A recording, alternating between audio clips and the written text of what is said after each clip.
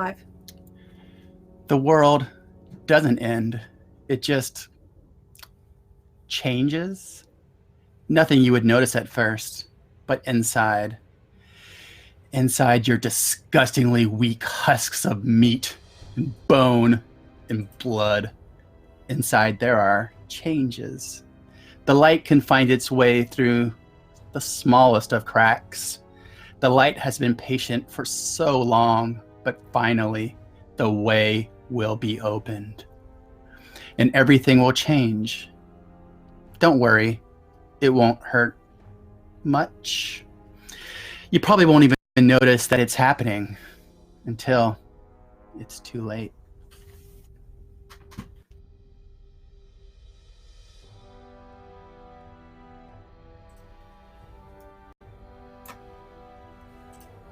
Hello and welcome to Encounter Roleplay. Hopefully the tech gremlins are now leaving me alone and we can finally get into the finale of the Hellfire plot. Jordan has now told us how the world went 3 times, but I hope you enjoyed that third and final read on this, the 4th and final episode of the Hellfire plot.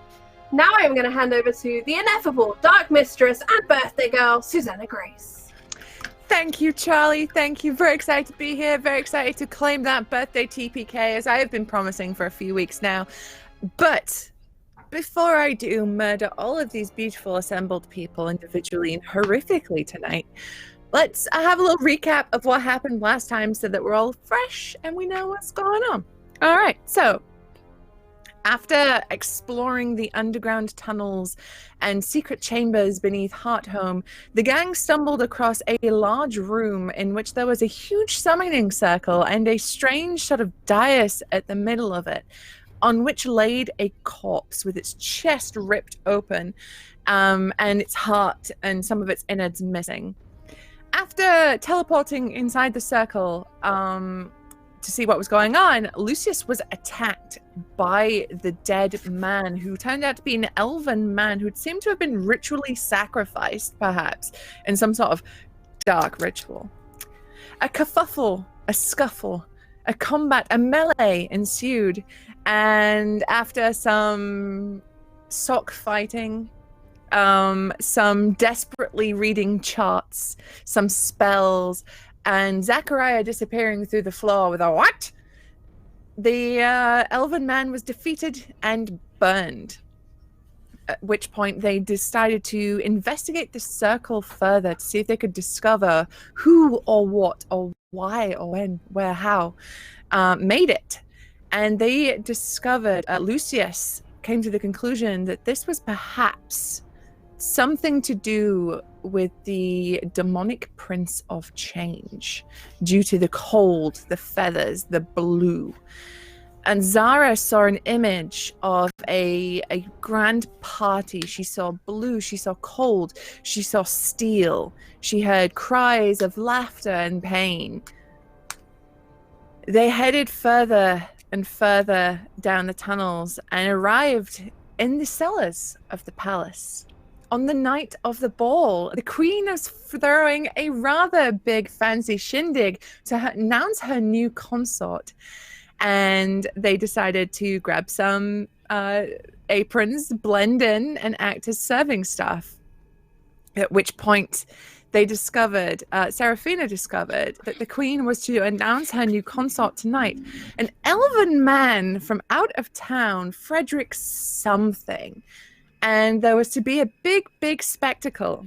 Shortly after, Zara announced that the only way to stop this, after discovering that the room was full of demonic agents, was to kidnap the queen, a plan which Lucius agreed with, which should tell you is a bad plan. However,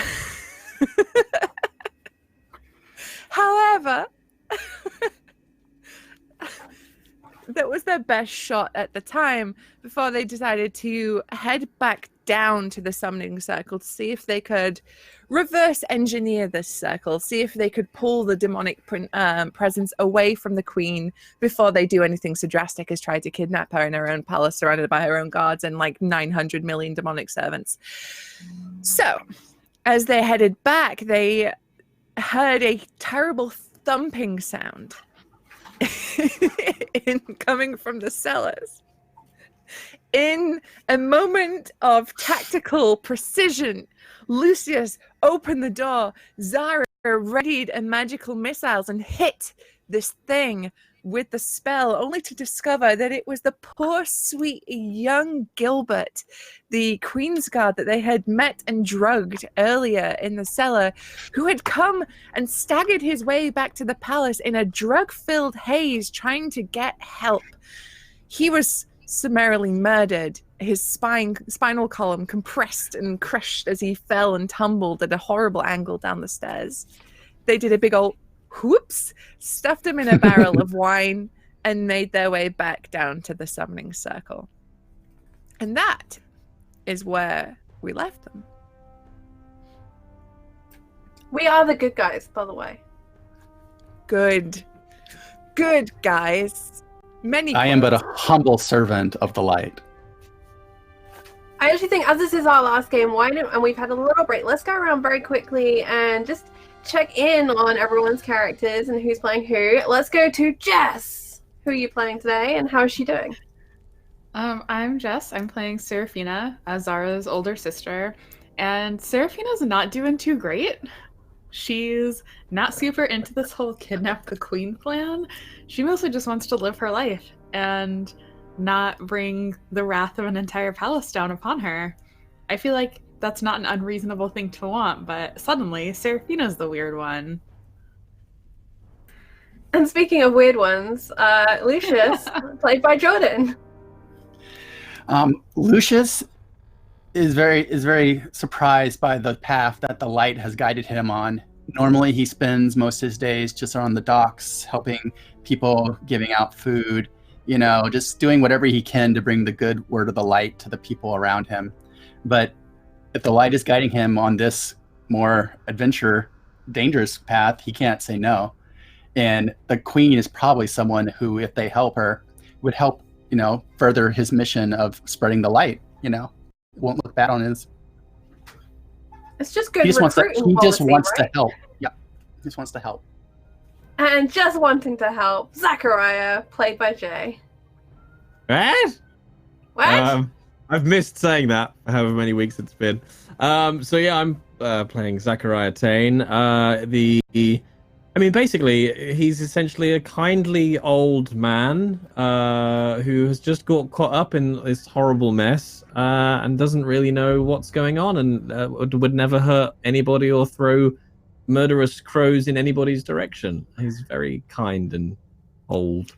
Just wants another sandwich, really. He just wants another sandwich and a lie down. He's also slightly mischievous, and I suspect he might get more mischievous, but we'll see. After he, arrives back from the hole in the ground he just vanished into last episode. And I'm playing Zara, who is an astrologer by trade, daughter of a doomsayer, sister to the wonderful Skald. I'm not sure what Jess's second profession is for Seraphina, but the world didn't end when it was meant to, and everything's gone terribly wrong from there. But the stars don't make any sense anymore, and we must find an answer. So going back to where the circle began, at least, with the crew. So you find yourselves once more again in this large room, the circle there on the ground. I think you sort of disrupted it, right? When you were, before you left, you disrupted it. Okay, so you disrupted the circle. And there's the sort of still kind of semi-smoking remains of the zombified elven man over there in the corner after he had been beaten, battered, plummeted from the ceiling, filled full of light, and whatever else you folks did to him. As you are kind of stood around there in the doorway, Zachariah, you feel a plummeting sensation in your stomach. You have been somewhere, you don't entirely know where. Everything was dark. It felt like a void all around you. You're not sure what happened, how long you've been gone, where your body has been, but once more you feel this sensation in your stomach and you drop like a stone.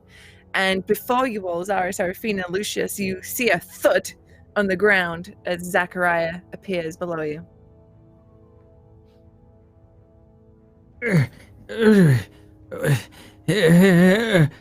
And Zachariah will be doing that old man thing where he's like grappling for his cane and just sort of stabbing it in the ground, trying to stand back up again. Zara rushes over with her cloak kind of billowing out behind to help. You, which one of you did that? Huh? Which one of you? I don't think it was one of us, but thank the gods you're back. I think you Thank did the it. gods. Curse the gods. Curse all of them. Right. And I'll look around the room and just like catch the eyes, catch the burning, like smoldering husk of this elf man. Yeah. Oh, did I miss the fun? No, What happened to him? I wouldn't call it fun. it wasn't fun and it's not over. What do you mean Zachariah, it's this not is going to over? sound crazy, but someone has summoned a demon. We think it's the Queen's consort, and we need to kidnap the Queen to stop the ritual from going through and destroying the city and maybe the world. You have to slow down. I'm very old. Wait, the consort is the demon, or the consort is summoning the demon? We think the consort is the demon. Right? Oh, But either way, We the think only so, thing to but we're do is not kidnap actually. the queen. We're not actually certain about any of this at this point. We just jumped straight to kidnap the queen to save her from the demon without knowing for sure The who or entire what the demon palace is. is full of dark magic and demonic presence. It just made sense to me to remove one person from the situation rather than trying to do something with all of the people. Until I we know an realize- answer, time is running out. Kidnapping the queen is going to cause a great deal of trouble. Only if they notice. I didn't say the trouble was a bad thing, dear. I'm on board. I'm of course on board. It's not every day you get to meet the queen. I mean, so to clarify, we're not talking about meeting the queen, we're talking about kidnapping her. You know that, right? No, We're not talking about just like, hey queen, what's Are you good? It's so good to finally meet you. I'm a big fan of your policies or whatever. We're talking about, okay, as long as we're It's clear. a rescue. Sorry, We're rescuing the queen. Just until we can figure out what to do with the demon. But let's have a look at this circle first. We need more I'm clues about sure what the demon is. once we explain it to her, they will be very happy that we did. Yeah, I'm sure once we go finish kidnapping the queen and say, by the way, your consort is secretly a demon or demon summoner, she's just gonna be like, chill, thanks for letting me know. I'm totally good with this now. I'll Yes, explain you're to right. her I'm that the one being that unreasonable here. I'm actually just So- gonna stand quietly in the corner for a minute and just recenter myself while you all do your thing. Why are we so sure that the demon is the thing we need to stop? The queen hasn't exactly done great goods in the world. Perhaps the demon will do us a favor. Just playing devil's advocate, of course. Speaking of devil's advocates, thank you so much No. to Half-Assed Hermit, who has gifted a crit success to Zachariah because she wants to see the world burn. Yes. The only thing to do with demons is destroy them. Burn them out till only the light stands. You have very defined lines, don't you, Lucius? It's the light Good. and then everything bad. else. Not even good, just the light. Must be very nice to live in such a simple world. It is. Well then. All right. What should we do then, Seraphina? What should we do, Zachariah? We need to do something. Oh, well, I'm very much in favor of strolling into the palace and kidnapping the queen. Of course you are. Why wouldn't you be? We've got to do what's right, Serafina, dear.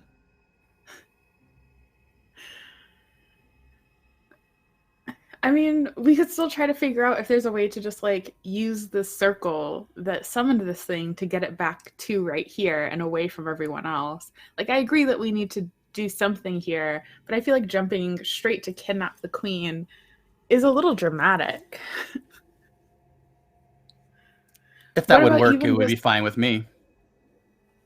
Yeah, like maybe we try this, and if that doesn't work, then we try to get to the queen and try to explain what's happening without the intention of kidnap is like plan Z, right? So we get to the queen, and then we kidnap the queen. All right.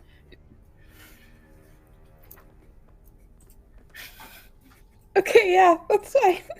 All right. We plan to get to the queen, but we should probably get some more information on this demon. I know you saw something, Lucius, and this is where it was spawned, summoned. The stars, they just don't make any sense. And she's gone back to that table where she's got her charts back out. All I saw was that it is a creature of evil that does not need to be in this world, that is wrong in this world. I did not get its name. We can search some more, though, if you think it would help. I feel like this recent adventure has changed our viewpoints a little. Maybe we'll have different successes. All right. Does anyone have a watch? Or a way to tell the time? I just do things when the light tells me to. Oh, You no. get to my age, you don't really have much need for time. Tick tock, tick tock. Okay. Yeah, you're right. Time is running out. It doesn't matter what time it is precisely. And she's going to go and lay out all of her star charts. Mhm. And she needs to spend 10 minutes on this, but she wants to do a fortune-telling ritual. And she's focusing on the queen. But to do this, Susie, I need to know the queen's true name. And I'm imagining, much like our monarchies and traditional monarchies, queens don't necessarily go by their actual given name. So I'm wondering if there's a roll I can make to see if Zara knows the queen's true name. Sure. Let's go with a folklore roll. Okay. So that's what I'm doing for the next 10-ish minutes. Bear with me while I make that roll. This is going to be difficult, though. We will say it will be a... Let me think. Because, like, it's not really information that the average scrub is privy to. Let's say this is challenging. What does challenging do? It's minus 10% to your total. Okay. Before I make this roll, then, I would like to use my auto success on this folklore roll. So I succeed, and I know the queen's true name. Okay, so in the true fashion of royalty, she's got, let's say, 4 names. So give me a first name, Charlie. A random female first name. Alexandra. Alexandra, Jess.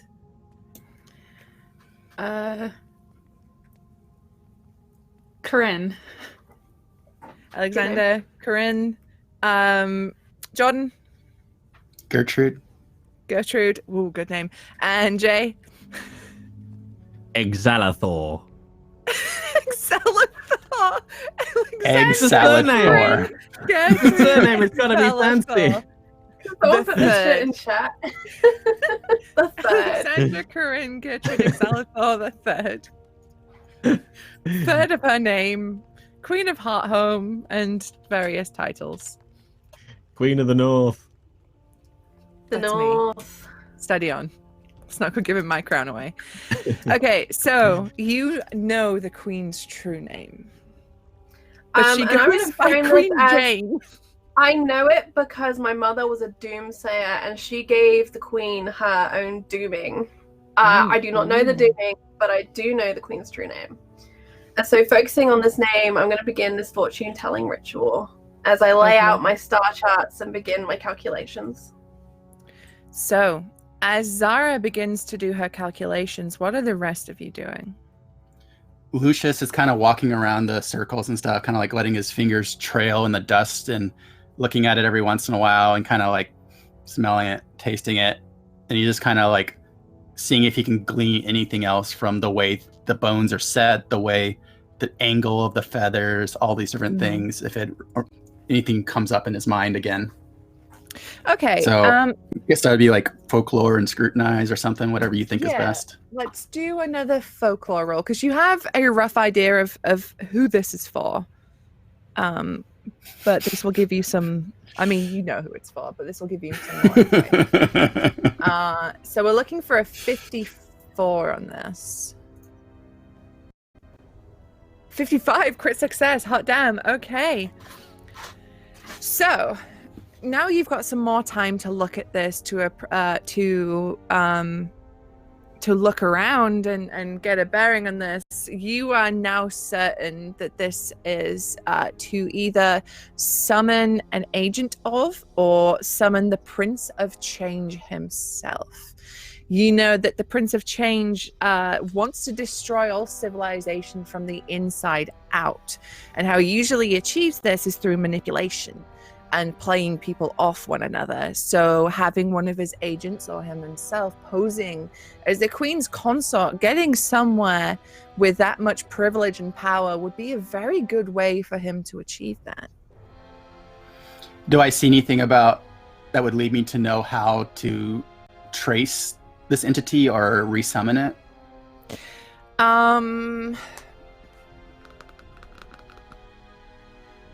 You get the feeling through looking at this circle that you most likely are not going to be able to resummon it right back here. Okay.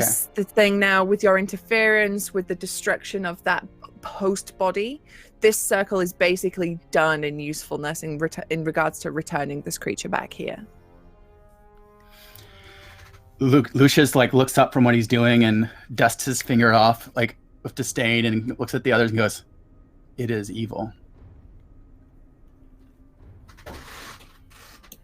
Cool. Serafina wants to, I guess, just try to think back if she has heard any rumors or stories about something the Queen would be particularly interested in. So basically what she's trying to figure out is if there would be a way for her group to say oh, we're performers of some sort of this very specific thing the Queen loves, and that's why you want to let us in to see her right before she announces her consort. Okay, so you're basically looking for the queenly version of free candy and puppies in the van, right? Exactly, come this way, yes. Queen. Okay. I'm looking for the Queen's free candy. Roll me a folklore test. We'll see if you know what the Queen's into. Could I possibly do rumor instead? Okay, I'll let you do rumor. Cool, because for rumor, I've got... Yeah, rumor makes more sense than 66 folklore. is my target. Oh, 39. Okay. You know that the Queen is super, super into... What is she really into? I think she loves ballet. The Queen fucking loves ballet. She is mad for it. And she is willing. You get the feeling she loves it so much. She has spent so much on local productions and local companies within the performative arts that it's well known that ballet is her whole shit. And she has been known to stop her processions in the streets if there's performers that she's seen. She's all about it. And it's definitely not because it's nearly Christmas and the Nutcracker was the first thing I thought of. So you get the feeling that if you posed as ballet dancers, you might be able to get her attention for a little bit. Then in that case, I would like to relay this to my companions by telling them about a time that I saw her stop in the street to see a ballet performance. Because what I want to do is use this as a chance. So my next profession that I took is Oath Keeper, and I have a book of oaths. And if I tell a story and make a successful roll, I can do something really great for my team. And I want to try to do that if that's okay. Yes, let's do it. Should that be folklore? Or if you're telling a story, then I would say folklore, yeah. Okay. Yeah, that's the one I would go for. Target is 59. Oops.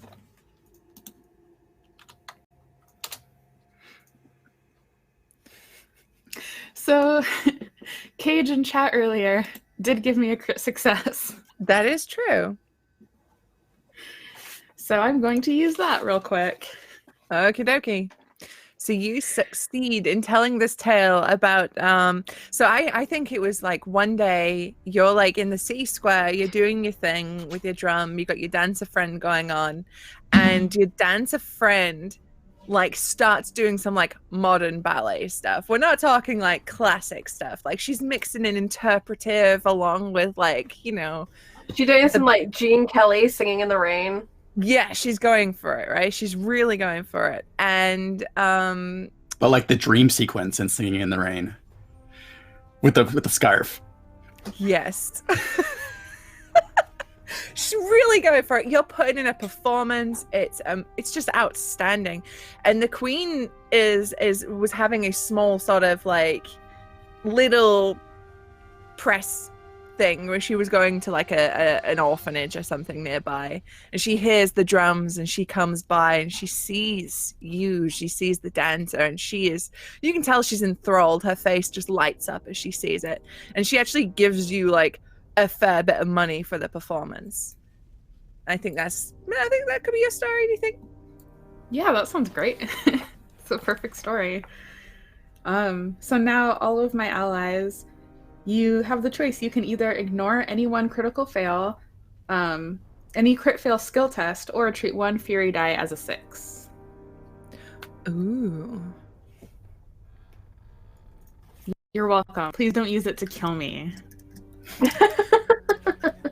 I promise. Why would we do that? Yeah, You like I just signed my own crows. death warrant. This is fine. But also, this is how I think we can get to the queen, is if we can put on a performance and get her attention, she would stop and, you know, at least like come close to us. And while we're distracting people with a performance, someone could try to talk to her and explain what's happening. And if she's not under some sort of like hypnotism where she doesn't want to listen, then hopefully she would say, you know, something, and we can figure it out from there. Dancer friend was at the party, right? I thought I saw you talking to them. Yes. And I don't know for sure that Back they to will want to notes. help. I feel like she would help us. If we ask Right, nicely. I forgot that of she course. goes to your weird cult thing. It's only a well, cult because the structural power of the land doesn't want to know the truth.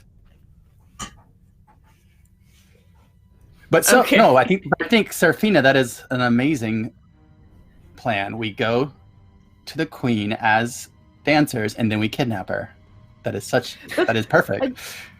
I just want to. I Have do you want to just seen put out there that me? I didn't say and then kidnap her. Oh, I thought I heard that. Sorry. Still, Ah. good plan. She said we should kidnap her. Excellent. No. That's what I heard. So this is Serafina's kidnapping plan. So we should maybe make No. notes of that for No. posterity. No, this is Serafina. Just talk to the queen. Just talk. Nothing else. It's Do lovely not to touch see her. you coming into your own. Very good. Very good. Don't I be don't modest. know. It's a great kidnapping plan. You know, We will, I of could've- course, need to figure out what to do with the demon if the demon's there. Zara goes back to making notes. We destroy it. Yes, that. We utterly destroy it. Just in case, I don't know if we're going to come back to what Zachariah was doing when Zara was off for 10 minutes, just in case, because I had an action I wanted to do, but you can come back to it if you want. Yeah, no, absolutely. What would you like to have been doing? So this is a weird one. GM's discretion. So I want to try and Oh do boy. some blood magic. Uh-huh. But the way I envisage this is because obviously Zachariah's got this murderous crows spell. And I have to sacrifice an animal. And what I want to imagine is like with inside his cloak, he can just like conjure up one of these crows that he loves. That's almost like a little pet. So he wants to just sort of and bring this crow out in front of him, and then in the most nice and beautiful way, sacrifice it by destroying it. I imagine he just like pulls it out almost like a little paper ball and then just like that and sacrifices one of his beloved crows. Which if we I don't know if you want me to roll for whether or not this is a successful. It's an odd one. I think is there a roll for blood magic? I can't It's remember. just a talent, so I don't know if Oh. It's just a I talent. mean, there's the that, crow sacrifice skill that you could use. Hang on. Because An explosion of blood and feathers. That's the title of my novel. The illustration is great, though. Hang on. So yeah, Because it's there was just a thing, right? Because it's just under the talent, so I don't know if it's just something that you just have if you just do.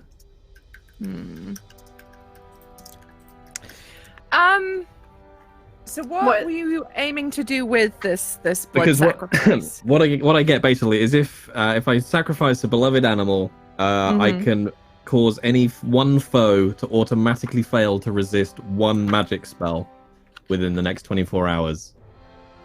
Okay, all right. Wow. So blood magic does come with a corruption cost. You know, because you are literally sacrificing something for your own selfish wants. That's terrible. Oh no. I mean, oh no, corruption. Oh dear. So what we'll say is, because I can't find the exact rule right now, but for the sense of flow, is that you sacrifice this beloved crow, this sweet little baby of yours, and you can bank this for the future, but you have corrupted a part of your soul right now. Excellent. And he'll do that and just wipe his hands and then just look around as if, like, I don't know if anyone saw, but as far as he's concerned, that's nothing now. Just okay, ready to go. I'm nearly there. Hold on. She kind of casts a scroll over her shoulder and pushes back some more stuff on the desk. I imagine one of the candle nubs that was here just kind of clatters onto the ground as she's trying to make more room for more charts. This would be so much easier if I could see the sky. All right, Stowe. Do you have to make a roll for this, Charlie? I do, and the way this works is really interesting. The difficulty of it is actually based on how corrupt I am. Oh, good. And I am currently on 4 points of corruption according to my sheet. At 4 chaos ranks, I should say. At 4 chaos ranks, it is a standard incantation test. The more corrupt I am, the harder it gets. I can only do this once on the queen per month. Each individual, you can only do it once per month. But you can do it as many times as you want for different individuals. And then the outcome is based on my perception bonus. My perception bonus, if I look at my sheet, is going to be 7. So I need to succeed on an incantation test at standard. And my incantation will be... my willpower is 44 with a pip incantation, so 54. Okie doke. So that is my target number. You flick over to Fancy Grounds. Come on, friend. You could do it, Zara. Boop.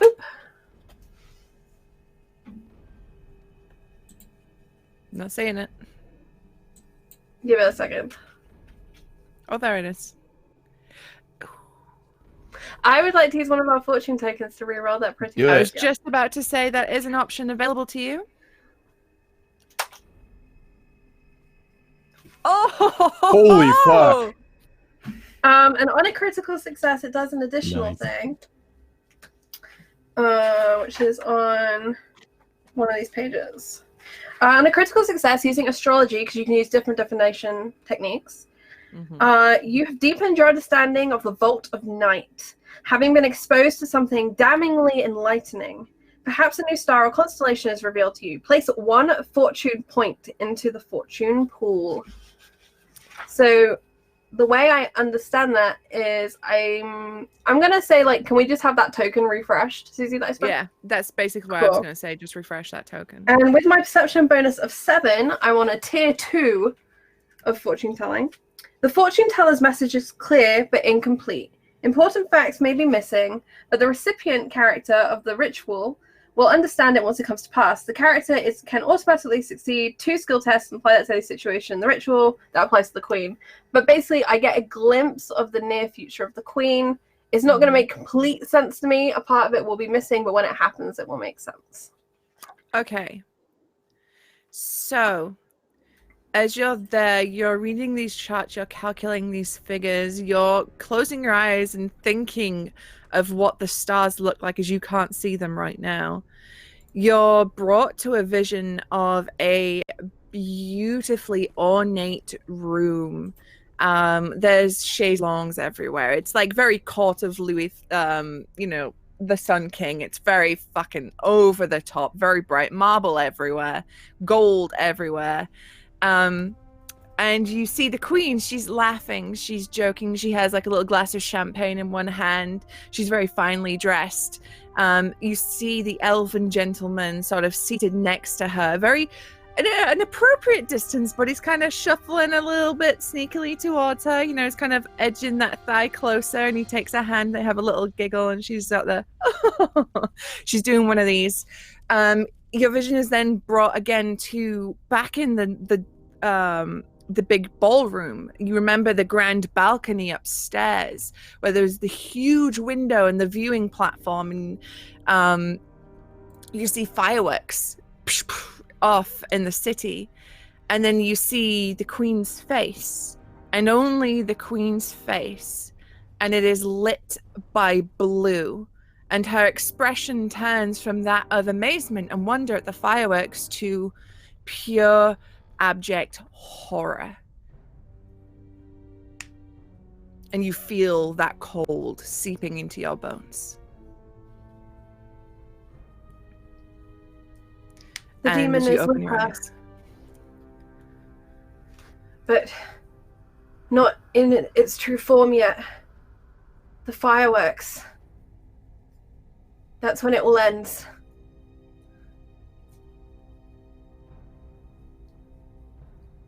It's going out with a bang, then.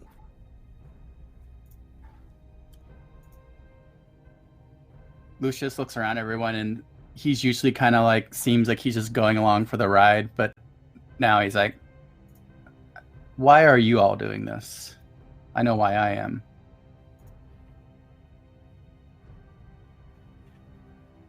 The world. Why are was you meant to doing end. this? Because demons are an anathema to the light and to the world, and they must be banished.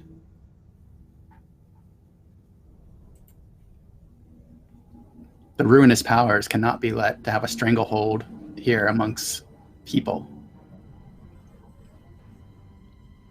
And what makes you think people are so much better than the demons? They're They not murder. always. They kill, they steal, they play God. But they can be People taught. are a blight.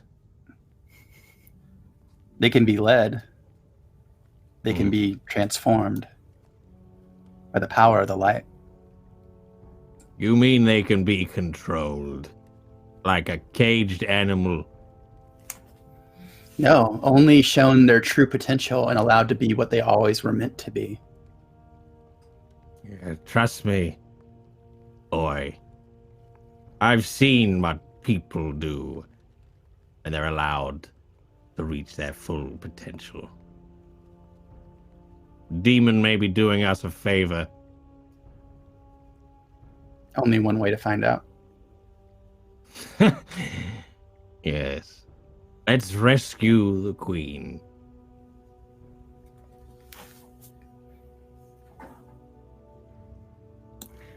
It seems to me if the concern here is the demon, shouldn't we focus on getting the demon out of there instead of the queen? When I was in that ballroom, everything in that room was touched by the demon's presence. Many people in that room are powerful, have connections to it.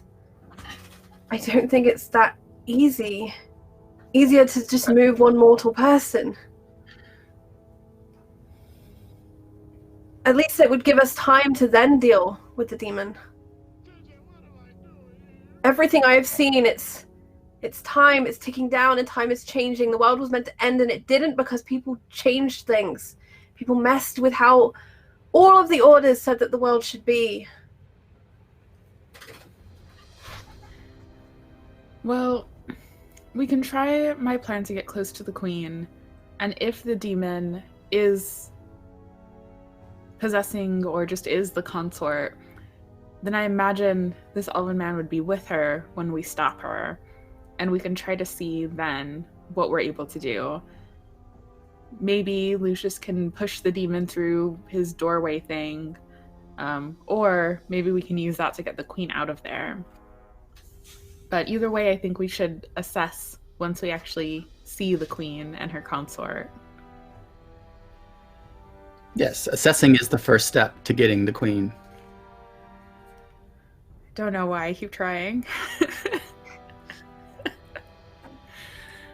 He's very close to her. I don't know if she's really happy, but she seems to be. I don't feel the queen's happiness has any import on dealing with this Only demon. in the difficulty of separating the two. So, If we warn her, maybe she will wish to drag him with her. We have a way into the room, but we need to figure out what we're going to do when we're in there, but we need to do it quickly. I think And in her head, she's just seeing those fireworks going off. how are we certain that the queen isn't part of this? If she is, then we'll destroy her as well. I didn't mean to plant more ideas in your head. I'm actually just going to stop talking, I think. And stop making this plan worse. Don't want to believe that the queen is involved in this. And if she was, there would have been simpler ways to go about all of this, don't you think? Yeah, why bring attention to the cohort? If she was in charge of summoning it, they would just do it in secret. Not all this pageantry. I mean, they did do it in secret. If whatever the end goal here is will end the world, then there's not really any way to hide that part of it. But whatever was summoned was clearly done in secret. They tried really hard to keep this place a secret. But I don't think this ends the world. But they could have done it in the big ballroom, Seraphina. They could have done it in her chambers. They chose a convenient place below the palace, out of sight, but connected. Regardless. Whoever is behind it, I don't think that matters. I do think that you're right that we're short on time and that we should go try to position ourselves in a way that we can catch the queen's eye as she is coming out so that we can have a chance to try to speak with her. Could we not just tell her that you've written a special ballet to commemorate this day of hers? Would that not have... That would probably appeal to her sensibilities of a ballet written especially just for her. You're right. A ballet that I wrote just for her and that I want to have my troupe perform as she is announcing her consort. Or before, to prepare her for the announcement. You think this symbolizes everything that is happening in her life, and she can see it as a prep before she steps out to announce it. Yeah, she loves ballet so much she might be willing to push back her announcement a little bit if she likes the ballet enough. This is our last opportunity to reach out to friends. If anyone can send a quick message out, we know the tunnel now and where the traps are. Or we do it just the 4 of us. 5 with your dancing friend. I don't know if we need to involve anyone else in this.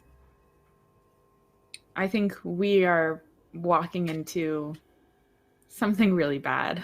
And I don't know for sure that any of us are going to come out of this, however it happens.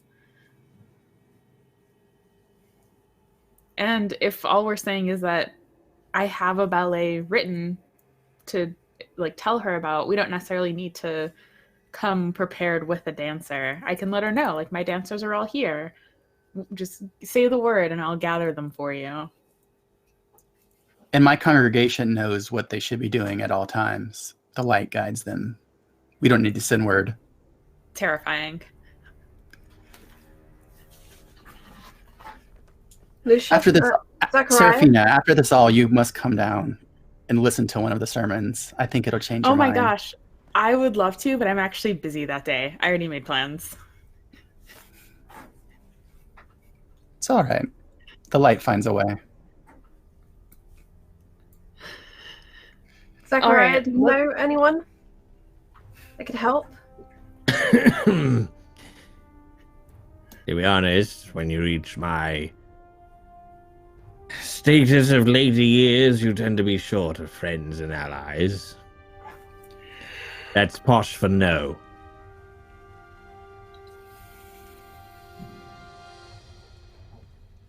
All right then.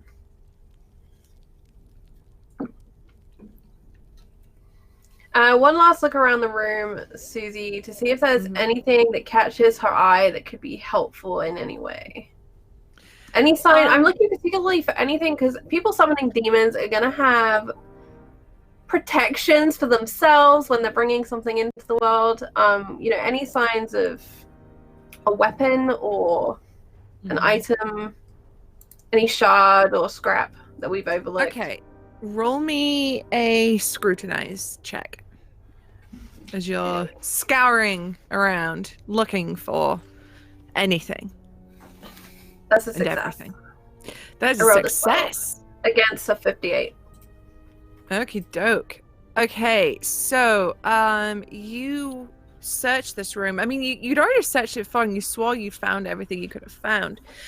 But you find what appears to be the dagger that was used to split open the elven man's chest.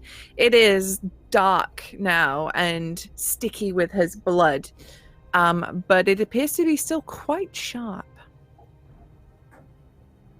and silver. All right, she'll pick it up, show it, explain what she suspects, and then probably tuck it away somewhere discreetly about her persons.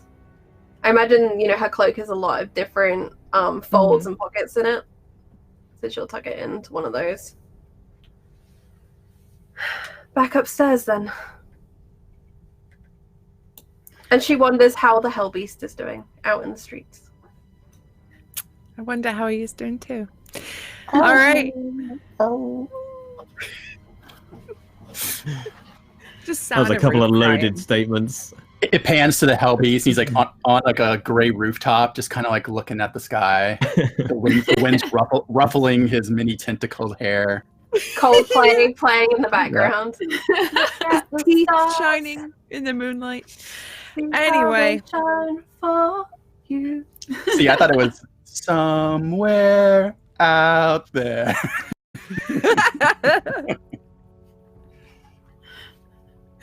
Okay, so you're heading back into the palace.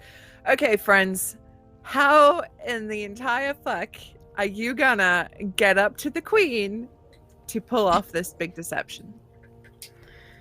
Okay, so here's the thing. I think Lucius and Zachariah, you will have to disguise, if we all want to get up there together, I think Lucius and Zachariah, you'll have to disguise yourselves as basically attendants for my troupe of dancers, because no offense, but neither of you are going to be able to pass yourselves off as dancers, at least not ballet dancers. What? Zara, you might have to pass yourself off as a ballet dancer. She said we need to dress up as kidnap assistants. Kidnap, right. Yeah. Are we not dancing? You obviously don't want to advertise that you're going in here to kidnap anyone. Can you no, of course dance? not. Why? I can dance when I was young. I will go in as the troop lead who has written this ballet, Zara will go in as one of my dancers, and we will go in and try to talk our way through this. Talk our way into Perhaps getting to the queen. Zachariah and Lucius could be our musicians. Why not? One thing, dear. What instruments are we going to play? We just tap a Can you fake play any drum. instruments? Acapella. The playing is not the issue. The having is the problem, dear. It's a barbershop quartet accompanying this ballet. It's really fucking modern. Very Acapella avant-garde. ballet? Bum bum bum bum bum bum bum bum bum. Bum bum bum bum bum bum bum bum bum bum bum. Zachariah, dum dum dum dum dum. He can sing, dum dum dum dum. We are going to kidnap the queen. Bum, bum, Bum, bum, bum, bum. bum, bum. Is that something like that, dear? Very good. Don't do anything like that. Oh. What? Everyone's a critic. Yeah. I think what we can Yes. do is the same as the plan with the dancers, is that you're the musicians. You can say what instrument you're best at, and we'll say the same thing that, like, we didn't Bassoon. come... Oh, God. We didn't come Lucius is like very with our excited for some instruments reason. because we weren't sure we'd be able to bring them into the palace, but we knew that the palace would be equipped with any instruments we might need. So you are musicians, your instruments are at home, and you're hoping to use palace instruments because for the spectacle of it. Bassoon. Right. Cool. Lucius plays the bassoon. Zachariah, what instruments are you good at? Lute. All right, cool. Lute, and I've got a drum. So together we would make noise, which is fine. You're part way to Peter and the Wolf, by my reckoning. Lucius like smooths his robes and like tightens the sash and is like, all right. Zara will readjust her hair and she'll use a length of fabric to kind of pull in the waist on her cloak to make it more into seemingly like a dress. I seem to remember we kind of had like apron disguises before, so it's kind of a quick update to look more dramatic, I guess, more avant-garde. Yeah, you can absolutely, like, you whip off some apron strings and use it to tighten in some places, create some She'll use folds. some of you the kinda- charcoal pencils she was using to do the charts to add like more eyeliner and dramatic flair to what's going on. Yeah. No, you look great. Oh boy. Is there a Okay. disguise roll in this game? No, but I would say There let's is. do- Oh, is there? It's not a skill I have though, but can I use dial? Yes. Okay.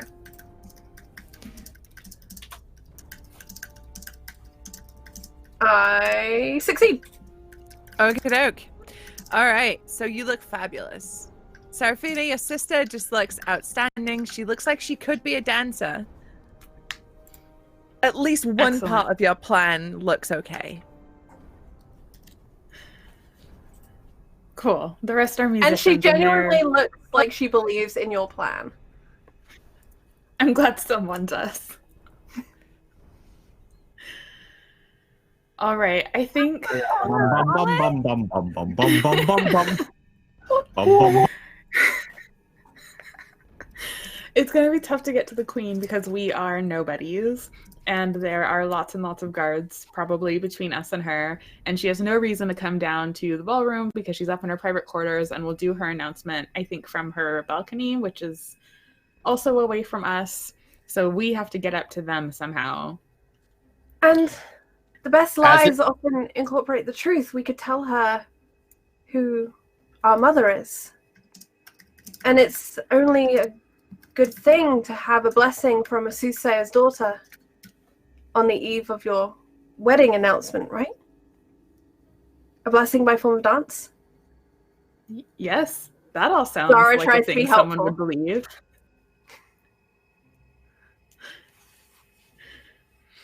Zara is really Lucius- getting into this whole ballerina thing now. Okay, so as Zara and Serafina, as you're talking and you're like, oh yeah, we could do this, like we mentioned our mom, and then blah, blah, blah, you notice out of the corner of your eye, Lucius has slipped away somewhere. Lucius, where are you headed to, friend? So Lucius steps into the hall and he remembers the person who was the head steward from before, and he's looking for that person to see if he can talk to them. Yeah, absolutely. You see them sort of as they're just kind of walking down one of the corridors. They're headed towards sort of the back. They're not headed towards the ballroom just now. They're on their way somewhere else. Stuart, did you take care of it? Take care of what? Oh no, you didn't take care of it. Well, come with me. We have to take care of it real quick. And there's a moment The queen, where they're like, the queen will not be happy if this doesn't go off perfectly. okay, all right. I feel like this is a test of some sorts. Let's go with a charm, but I will give you. I also have guile too. Yeah, guile actually probably works because you are like being sneaky. I'll give you plus 10% too because you're like, you're assaulting them like with words, like you're fast talking them basically. Yeah. So our target is, oh my god, like 74. You've got to get 31. Okay, they like completely take it aback, and this look of like, oh fuck, flashes across their face. You know that sinking feeling you get when you've forgotten something, and they have that all over their face. Don't worry, I know what we need to do though. Come with me. Okay. Yes. Yes. Sure. Leads quickly to that little closet we were in before, and close the door behind him. What's in he? Then so they're very confused. So first, this is for you, and he takes out a card that's like for the meeting at the dock. You're gonna want to keep that and remember that. And now this will help. And Lucius, like around his eyes, like light starts to crack, and like tendrils of like light come out of the sides of his eyes and like go towards the man's face and into his mouth. And there's like a what sound as this light sort of fills him. That's so much better, isn't it? And there's a moment as they're stood there, and you see the sort of, it's almost like evaporation as it leaves their mouth, as he sighs out. Yes. Doesn't that feel better? Everything's going to be great. So I have some other friends here who need your help. Come with me. Of course. And Lucius leads the steward back to the rest of them. He's like, the steward here is a friend of the light, and he's going to lead us. He's going to help us get to the queen. I'm a soothsayer, pretend. He just like this tea towel he's got over his arm. He's dressed very smartly. We just calmly walk in the room like nothing's different. I will get you to the queen's chambers, should you wish. See? The light provides I don't a way. have time to question this, but I know it's bad. But let's just go. Ladies, sir, if you would follow me. And you watch as he walks out with very straight shoulders and a very straight back and chin raised. And it's like he's leading the queen herself. As he leads you through these sort of back servants' corridors, he takes you out through the ballroom, and you can see the party's still in full swing. The punch bowl has since been removed after the leech incident, but people are certainly a little bit more inebriated now. They're having a much better party. The laughter is much louder and more raucous. And there's certainly an energy in the air of anticipation. The time is nearly here for the queen to make her announcement, for the fireworks, for the grand spectacle. And everybody's just kind of waiting for that to happen now. And you are... Hang on, I'm just going to do a little roll. I'm going to just see it. And Lucius like gestures to Seraphina to kind of take the lead. Okay, and I would like everybody to just make me awareness tests. And this will be challenging, so minus 10%. I will roll for you, Jordan.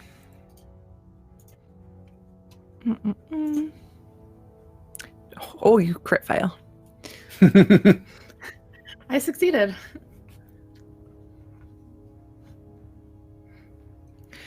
Okay, so Serafina, you're pretty sure that your presence here has been noted and that some people are watching you. You can't see exactly, but you know when you can just feel eyes on you as you're walking through the room.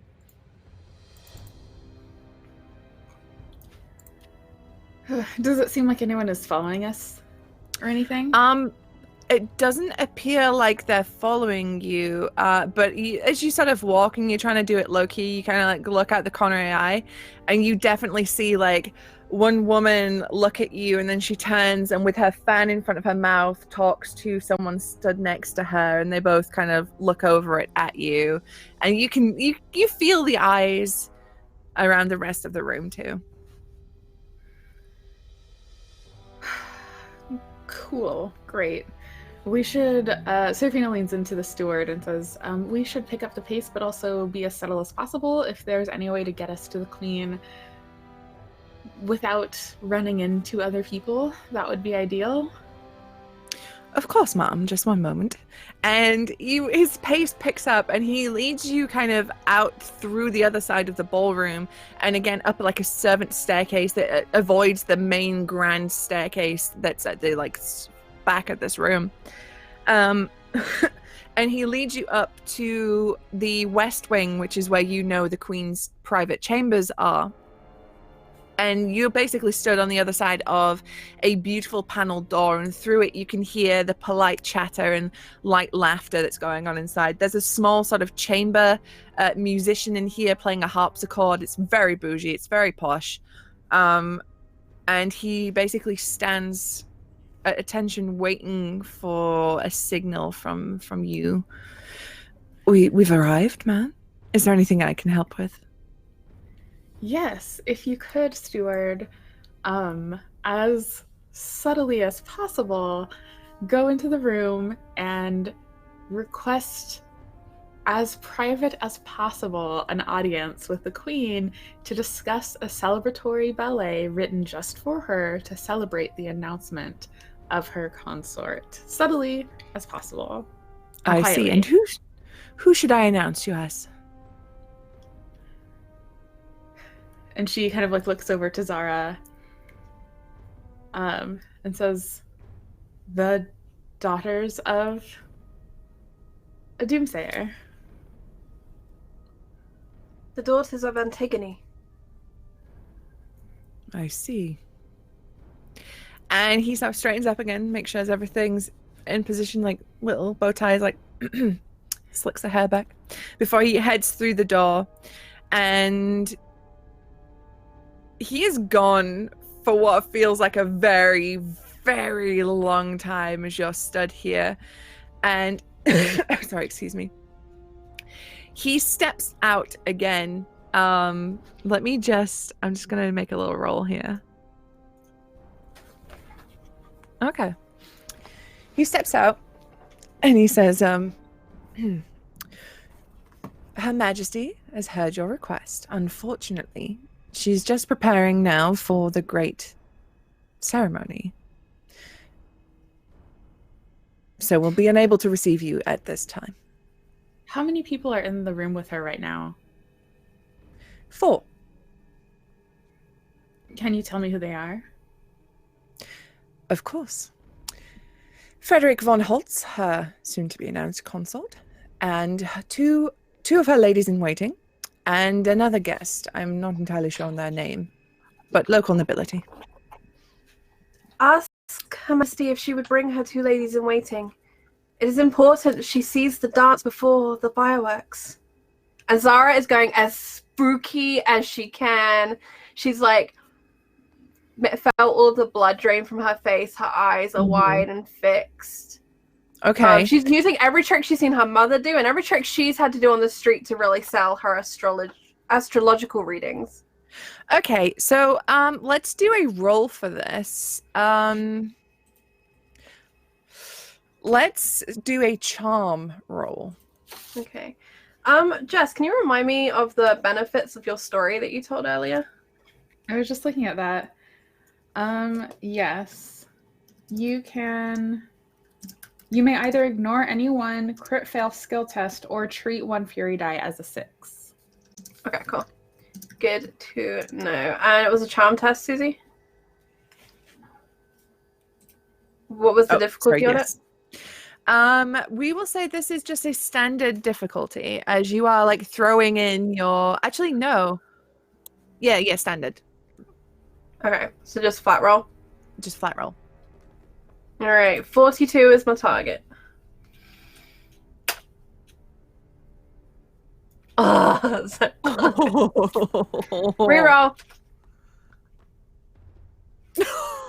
I quit. Done. So since that is a crit fail, you can choose to use that benefit to ignore it. But Lucius leans over to the steward and goes, she is part of their church as well. You should listen to her. And the steward kind of course, sir. And he smiles a very, very wide smile, but his eyes seem to be quite vacant as he again turns on his heel and heads into the chamber. And this time, from the other side of the... Oh, I was going to say he to the other... doesn't Should we shut follow the door her behind then? him.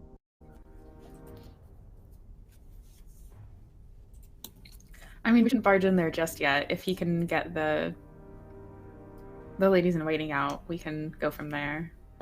We could pretend like we thought we were supposed to go in. What if I just hover in the doorway? Perhaps the queen will recognize my mother and me. Perhaps, Lucius, you may bless me with some of the light's shining virtue to attract such attention.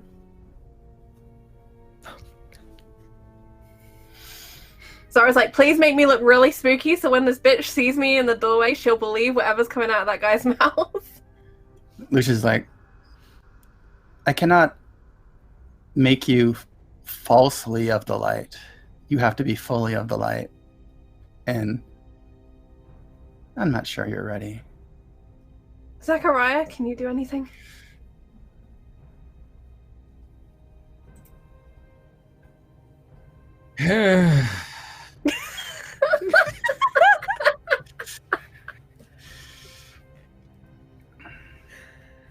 No. All right then. And she makes sure she's holding herself with her best poise she can, and spooky. She's just, the world is gonna end. The world is gonna end. Look at me, queen. The world will end. You should speak to me. Okay, all right. So with all like the charm of a vampire in a window being like, look at me. Look at me. Look into the eyes, not around the eyes, only into the Looking through the eyes. Your doom is coming, and you should really speak to me, queen. Okay, you watch as this steward walks in, and you see the queen now seated on the chaise longue that you saw in your vision. You see Frederick, the elven man, cozying up to her just like your vision. The steward walks over once more and leans down to the queen's ear. You see him whisper something, and she looks up, and her eyes meet yours. And there is a hint of recognition in there. And then her eyes go from yours to behind you. And she sees Seraphina. And she smiles. And you hear her call, "Oh, I remember you. You were the excellent drummer in the square. Please, come in, come in." Yes, thank you for seeing us on such short notice. We were hoping to speak with you before your announcement to your consort. I'm told you've written a ballet. Yes. Susie, is Frederick the guy sitting next to her? Is it the same person that we killed their body downstairs? Elvis. Oh yeah, 100%. He is a dead ringer. Cool. It's important you see ballet before the fireworks. And it's important only you see it, Your Majesty. Although, of course, your maids could watch. We would prefer your consort not see it until the moment of the performance, if that would be possible, Your Majesty. Oh, I see. It's a matter you- of fate and fortune. Oh. To avoid doom, Your Majesty. And her expression kind of falls for a moment as she looks at Zara's Zara's. just reliving her vision like over and over. Mhm. And I imagine her face is just like no chill at all. And the queen kind of looks at you as for a second her brow furrows in confusion. In the same manner like a haughty rich noble would look at a peasant coughing up their lungs with the whole kind of look on her face. But she kind of steels herself, remembers that she's a queen after all, and she lets out a little laugh as she says, of course. Frederick, darling, dear. And she turns to him. She says, give me a moment with these lovely people, will you? And his expression is incredibly careful. It is very neutral as it regards you all. And Lucius in particular, I would like a awareness check from you, which I shall roll. I don't know why. And Lucius is looking at him straight in the eyes. Mm-hmm. Let me just get up your character sheet. Awareness. Okay. 78. Okay. You can't read the expression on his face, but it absolutely changes for a second as it hovers over you. But it's a very calm mask as it looks at you with almost like a hint of something there in the eyes. And then as he turns to look at the queen, he beams into a very broad, wide smile and he bows deeply. He takes her hand and lightly kisses the knuckles as he whispers something to her that you don't hear, and she lets out like a little as she hides herself, a little blush behind the fan, and he gets up and he leaves as he brushes past. He doesn't walk around you, he walks through you all, and he is very cold as he does so, but you feel like he's wearing very much again like the court of the Sun King. He's got this very Louis XIV sort of French dress going on, like with the big jacket. It's blue. There's lots of ruffles and fanciness going on. He has the crow feathers on his breast as he walks past, and he's very cold. As he comes past Zachariah, and you said he's walking through us all, like bustling through us all. Yeah, he's kind of just sort of like very much like move, peasants. As he Okay. walks through. Zachariah wants to try something, because of course he does. Of course. So as he comes past me, because he's going to walk into me, Zachariah will be doing the full hunched over old man thing. And as this guy like knocks into him, he's going to sort of make sure he stumbles. Oh dear! And sort of reach out to the guy and just put a hand on his wrist, touching whatever item of clothing is like he's wearing underneath everything. And I want to bewitch that item on him. Okay. Roll me an incantation test. Okay, so I am now on rank 2 for this. So it will give me a target of 62. And I forget what it is. Concentrate or channel? One or the other. Channel. So I will channel this as well. So that gives me 72, if that's all right. Okay. That moves you a step down on the peril tracker, though, I believe. Is that if it's just to concentrate? Just to channel. I'm not using my. You have to roll like a chaos thing. Yeah, I can roll a chaos. That's it. Yep. Sorry. Yeah. Yeah, it's my other like guaranteed win. Chaos dice. Chaos dice. 45. 45. All right. Roll me that chaos dice. It's 1d6. D6. Yeah. Chaos Ooh. 5. Oh, so close. All right. So what are you aiming to do with this bewitchment? So this is entirely for almost just narrative purposes. But basically on this item, it means he'll end up with -10 on any fellowship tests he happens to do in the future. But the way in which I'm going to bewitch this item is for as long as he's wearing this, he has the most awful, noisy, viscous, putrid-smelling flatulence that's just almost unstoppable. So I'm basically aiming to embarrass the hell out of him as he's running out of this room, being all hoity-toity, and I'll just be like, "Oh, sorry, young man," as like just see the wisp seep out from my fingers onto his jacket, and give him a moment of pause. Jordan, I just did DM you a question. I need the answer real quick. I don't like this conspiracy that's going on. There's conspiracy within conspiracy here. There's no conspiracy. No conspiracy. Okay.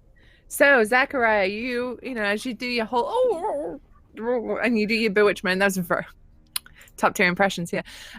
You feel that spell leave your sort of body. You feel that energy go out, and you feel yourself touch this man as he walks past, and you're expecting to hear these very, very good, wet, noisy farts.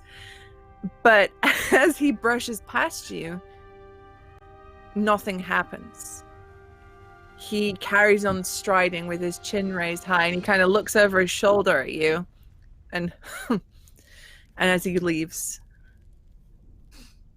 And you might even hear Zachariah just mumble ever so slightly, "Good to know," and then turn back to the room. And at this point, the other noble guest has got up and left. It was a man. He's left. The ladies in waiting do remain, but they have sort of moved back now from the queens. So you are basically presented in this room with the queen seated on the chaise-longue, and she is watching you all quite curiously. She says, "Well, go ahead. The floor is yours." And she's seated there with her little hands folded in her lap. I would like to tell you a story. The story of the ballet that I would like to relay to you. The story is that of a beautiful and caring queen who, unbeknownst to her, has snakes in her house. And this is so much harder than I thought it would be. And you hear Zara just whisper just under her breath, "Snakes in the garden." Snakes in the garden. And on the eve of a most beautiful celebration, these snakes conspire with a crow. Crow or raven? Wait, was it Raven? Have I been saying crow and it's Raven? I think it's Raven. Oh, it could be Raven. Raven. Okay, I got my COVID mixed up. These snakes have been conspiring with a raven to end her reign.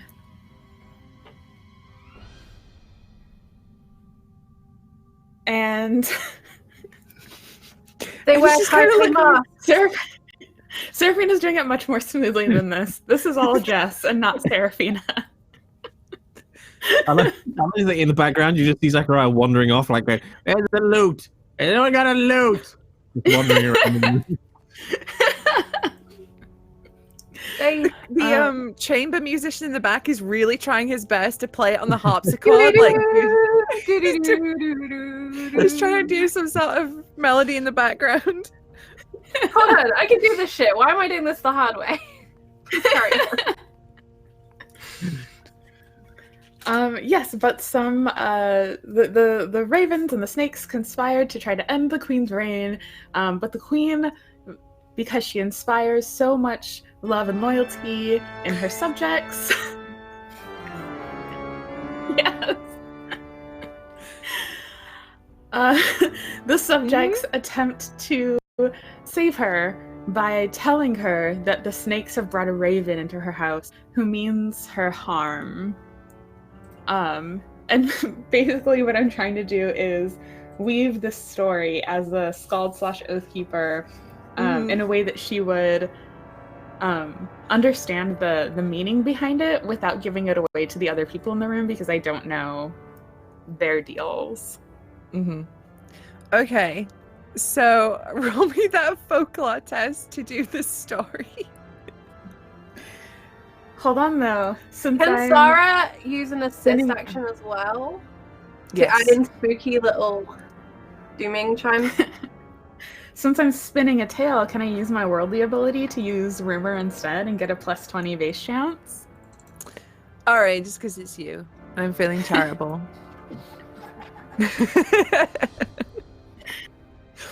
So that means, let's see.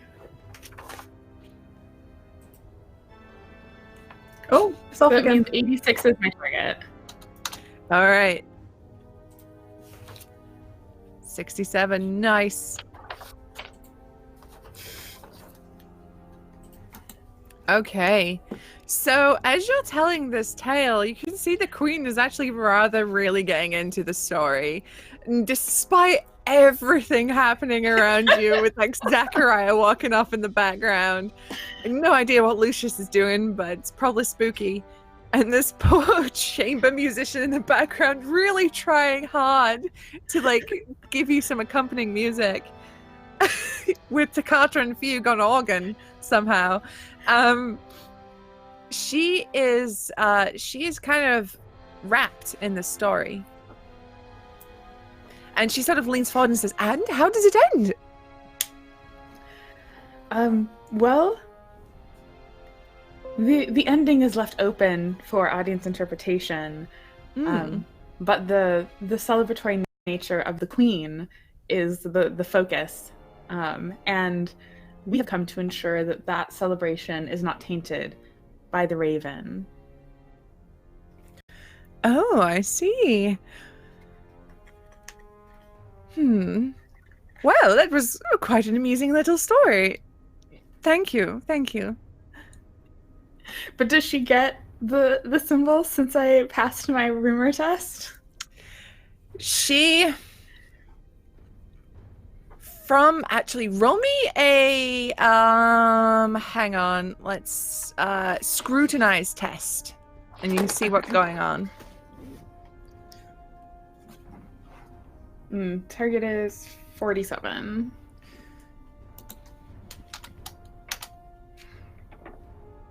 $35.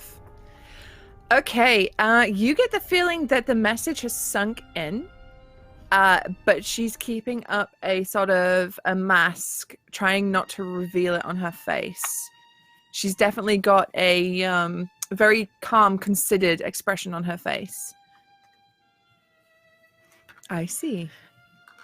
Yes. And the snakes planted the raven in... They disguised the raven as someone else close to the queen to get the raven close to her. But the raven, seeing through this ruse, was able to send the raven away and celebrate herself and her wondrousness. I see. I do have an appointment I need to keep, but I would very much like if you would join me to the balcony. Okay. After all, we must share this performance with the others. And she can do that, right? Yes, that's so true. The raven reveals himself by the blue light of the fireworks. Well then, once the raven has revealed himself, he can be summarily dismissed. Yes, agreed. Does it seem like she understands what I'm telling her because she's in on it, or because she's just figured it out? I probably don't have a way of determining that. No, you probably can't. But she definitely knows what you're saying. Okay. All right, then yes, I'm very yes, this is part of my troupe. I know that you have your appointment, so we can't gather the rest, but we will make the best performance with the troupe that I have here, and we will stamp out that raven and the snakes in your garden. And Lucius leans, he's like, We're the Raven dismissal part of the group. Yes, I gleaned as much. She gives you that very. Mm-hmm. Good job, Pat Pat. Thank you for the input. She stands up and she straightens out her very big, elaborate, poofy dress. Because again, we're going for a very, very sort of French court sort of big dress. She sort of sorts out her big hair. Well, it's almost time, shall we? Yes. And definitely as Seraphina follows the queen out, she is just replaying her dooming over and over in her head and realizing that this could very easily be it for her. That she's on track for her dooming right now. And Zara feels much the same way. Mm-hmm. All right. So you are ushered out of this room as you sort of ushered to the side as the queen leaves first. Yes, Charlie. Looking around this room, you described it as kind of like Rococo grand. Yes, very much going so. on. Up on the walls, are there any masks? Like the Venetian masks, white china masks. I'm looking at spell components and realizing I haven't packed things. We will say that there is a display here of very, very exquisite porcelain masks. Your Majesty, might I borrow one of these for the performance?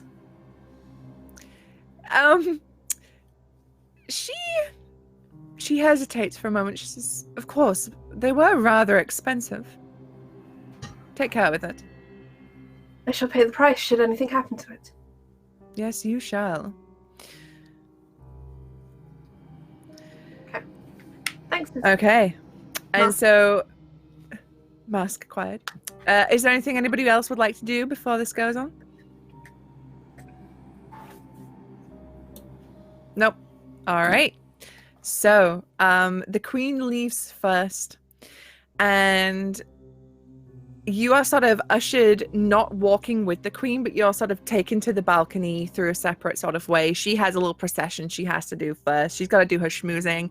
She's got to do her presentation before she stands at the balcony in front of these grand windows. And you are up there on the balcony with her, not beside her. That would not be proper, but you're kind of off to the side a little bit, but within sight and reach of her. And she addresses the assembled guests, and she gives off this speech about how this is a new era for Heartholm, how she is going to, bring in this, ushering this new era of peace and love, and how she will do so by declaring her love and loyalty to her consort. At which point, Frederick von Holtz, the tall elven man dressed in elegant blue with his feathers at his breast, steps forward. He bows deeply to the queen, once more kisses her hand, and looks up to her and says, "My love, I have arranged a surprise for you. If you would attend the windows." And he turns, and everybody turns to look outside the windows. And you can see, Zara, the fireworks that you remember from your vision. You see them already happening all around the city. And the queen is she's watching them. She's enraptured. She's in awe of the fireworks. And you hear her talking, saying very quietly to Frederick, how wonderful they are. And you hear him say, Zara, you specifically, "This is not it." And you feel it before you see it. The ground shakes. You hear the rumble, the sound of erupting masonry, as off in the distance from the palace, you can see the cathedral district. It has erupted in blue flame. It has just exploded. There is the sounds of masonry just exploding as you watch these cathedrals just be absolutely destroyed. And you see now, Zara, the queen's face from the vision turns from that of joy to horror.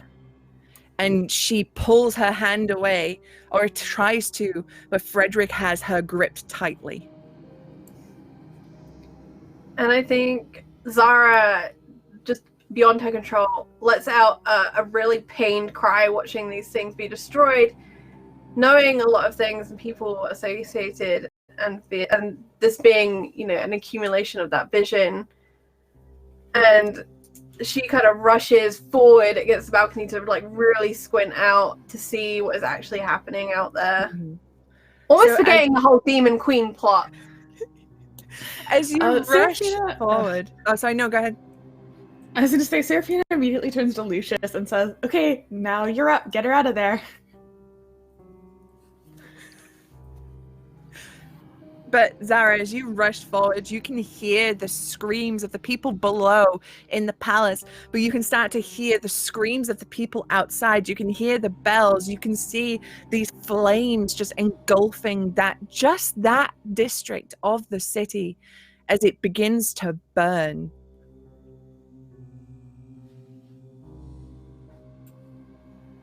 And anyone within earshot of Zara just hears her reeling off doomings, just dooming after dooming after dooming, as she's watching faith and gods burn and watching so many things that she believed in be destroyed so quickly, and she hadn't seen it.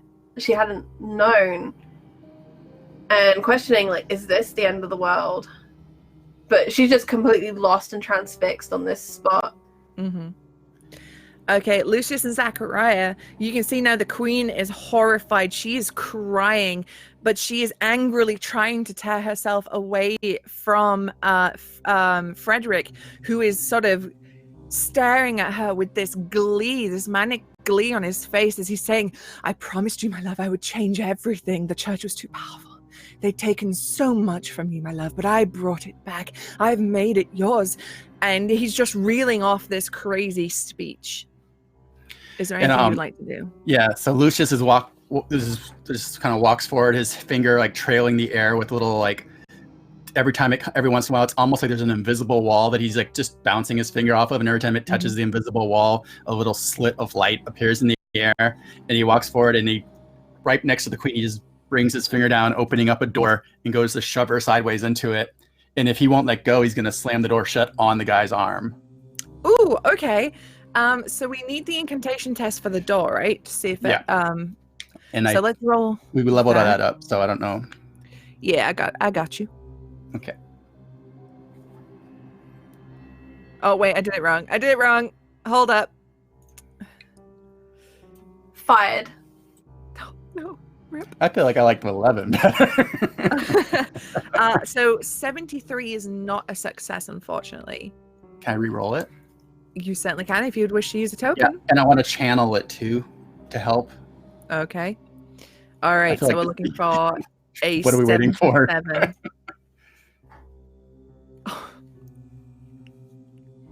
Nope. We were looking for a 77. Well, Channeling right? didn't make it easier? Yeah, so you were at 67, you channeled Okay. it. And then we just weren't quite there. Your chaos die is a 1, you're okay. Okay.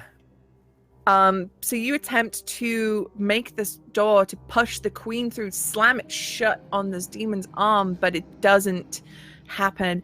And he looks at you and he grins and he says, "I think it's time that we stopped pretending, don't you?" Lucius looks at him, and the door kind of fades away. He's like, "Yes, I do." And Lucius, oh, go ahead. He reaches out an arm and grabs at your front and he says, "Join me, brother." And And Lucius just smiles, but there's no warmth to his smile. He smiles like a naturalist who's looking at a particularly insignificant but necessary bug that needs to be categorized. He's like, why would I join filth? Why would I join chaos when the light, the opener, is all that should be? It's here. The light, the way, it's opening, and I am opening the way. and the light will be here, and you will be nothing before the light. The corners of Lucius's mouth begin to stretch, and light-filled cracks trace back across his face, like the slow shattering of a mirror. The flesh begins to peel back from his face like the petals of like a wet crimson flower that just now has decided to bloom. The skin and bone and meat shoot out from him and spread into the air like a nebula of veins and sinew, all reforming themselves into unnatural angles, not the loops you would think that meat would make, but hard angles of meat glistening. And now inside of this unfurled priest, the air shimmers, and for a moment it's like you're looking through a rapidly eroding veil, and you see a dark, deep expanse through his body and shining stars that are growing closer and closer, stars that are uncountable, stars that are beginning to look like teeth. Lucius turns this now writhing form towards the rest of you, and its voice is echoing like hundreds of separate voices that are from the bottom of forsaken wells. See, I told you the light would fill everything. I'm so happy you're all here to witness this miracle. Now, let me show you some more.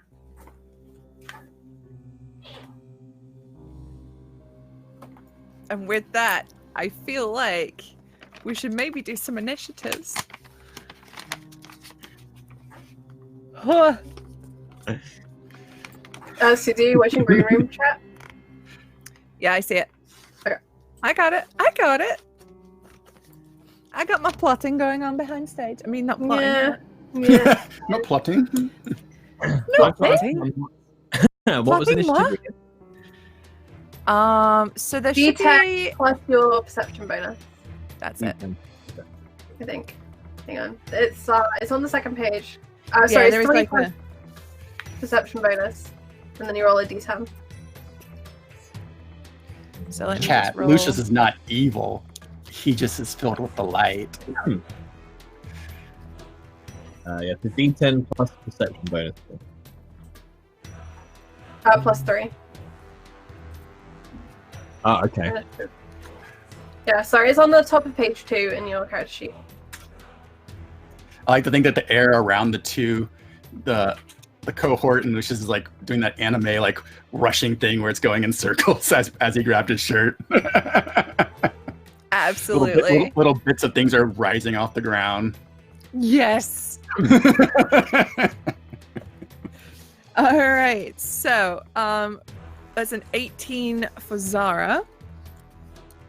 What did you get there, Jess? 18 as well. Oh, look at those sisters. And Zachariah. 17. 17. Okay.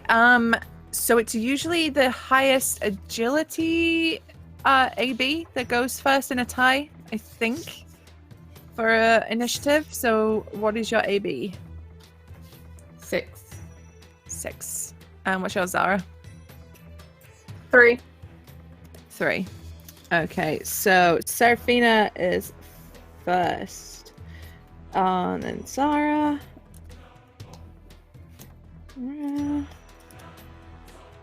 Okay, and then that. All right, so top of the round, we have Seraphina. You have watched as Lucius's human form has just turned into this whatever the fuck that was. And yet, Frederick still hasn't quite transformed just yet. He's holding on to him, and his eyes are wide, but his mouth is still in that big beam. His other arm is still holding on to the queen, who is now screaming and begging to be let go. What would you like to do?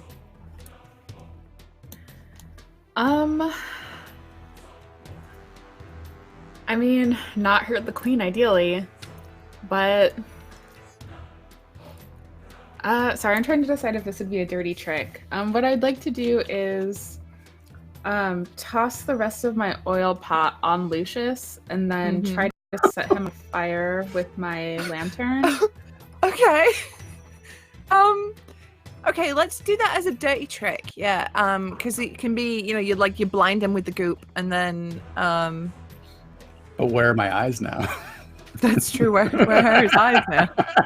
I honestly don't want to think about it. I hate that you even asked. I like how in chat you're like, hard angles of meat. I hate it. All Okay, right. I hate it. So make me that guile test. But we do like nebula of glistening veins and sinew. Yeah, okay. 100%. No, I don't like any of it. Okay, that was not. I failed Okay. that. I am Alright. going to use one of our fortune tokens though and reroll. Absolutely. Oh! Crushed Okay, it. now he needs to make an awareness test or be blinded. He fails. All right. So he's blinded, and do I also set him on fire? So what we'll do is we'll do an attack for the lantern to set him on fire. So you've thrown like the oil over him, it's covered him, somehow blinded him wherever his eyes are, but now this is the secondary bit to set him on fire. So make me that are you throwing it as like a ranged attack? I don't Or are you wanna gonna risk get hitting up the close and be like queen. Yeah, I don't want to risk hitting the queen, so I guess I'm going to get a little bit closer so that I can just like swing it and get it as close to him Yeah. as possible with as little splash onto the queen as possible. okie doke. So is So make that me that martial melee attack. Yep. Okay, target is 58.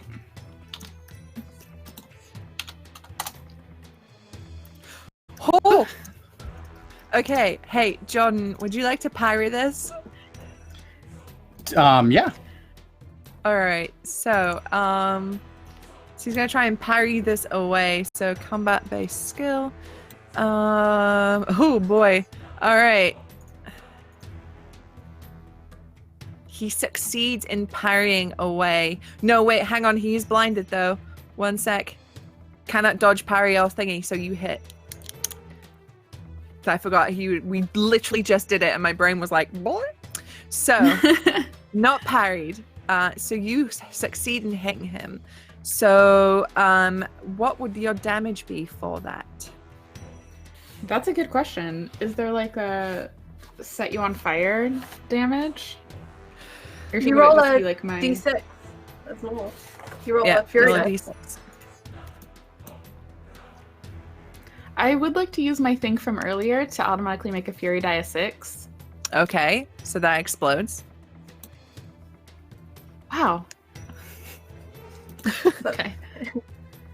8 total. 8 total. Okay. Let me just check on his new stats.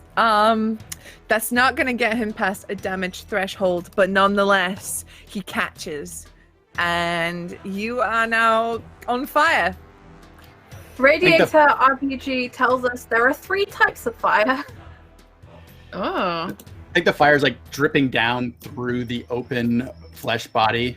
Yeah, it's so gross to look at. It smells bad. With this burning sort of oily, flamey demon creature thing in front of you. So that was 2 AP. Are you wanting to keep bank one for a reaction, or are you wanting to do something else? That is a good question. I think I want to also try to use inspiring words. Okie dokie. So, inspiring words. Let me look on my thingy. Inspiring words. Make a leadership test.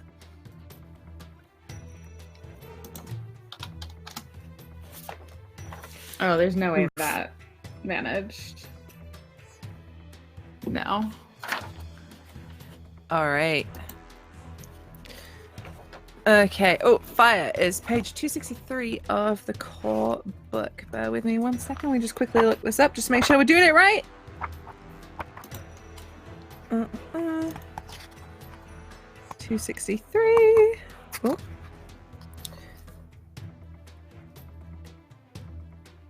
Okay, roll me a d10.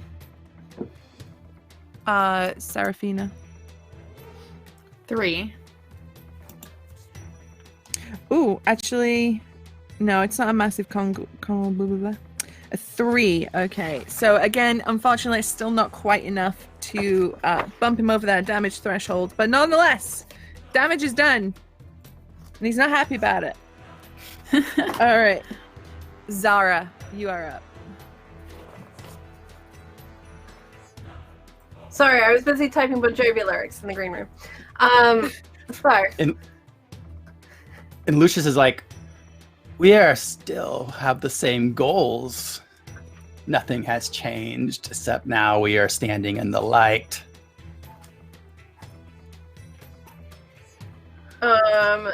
Zara reaches into her pocket and grabs one of those magical darts and is going to attempt to magic missile Lucius. Okay. Oh, wait, is this queen still screaming? I've lost track of what's going on with the queen. Yeah, the queen is still screaming. I mean, Alright, I want to shoot the undead guy then. okay. Same for him. Because I can see my sister is dealing with Lucius a little bit. A little bit. Magic missile, where have you gone? I just had it and then I started looking for all the things. I got excited. Pack the sleep should be on this page. Right, there is magic missile. So it's going to be an incantation test. And I don't have time to. Oh wait, it just costs an extra AP, right? If I do the focus thing. Yep, absolutely. Is that right? All right. So I would like to focus to improve my incantation roll. My target is 54. It will go up to 54, and I will need to roll that chaos dice. Try to get this all in order. Nope, that's not right. Die 1d100. Ooh. That would be a fail. And chaos dice. Ooh, Oh! happy birthday. That's an auto chaos manifestation, Susie, for Zara. That's not just on the table, that's auto manifestation. Oh. Oh. But which one? I don't know. I want to That roll it doesn't though. say. Yep.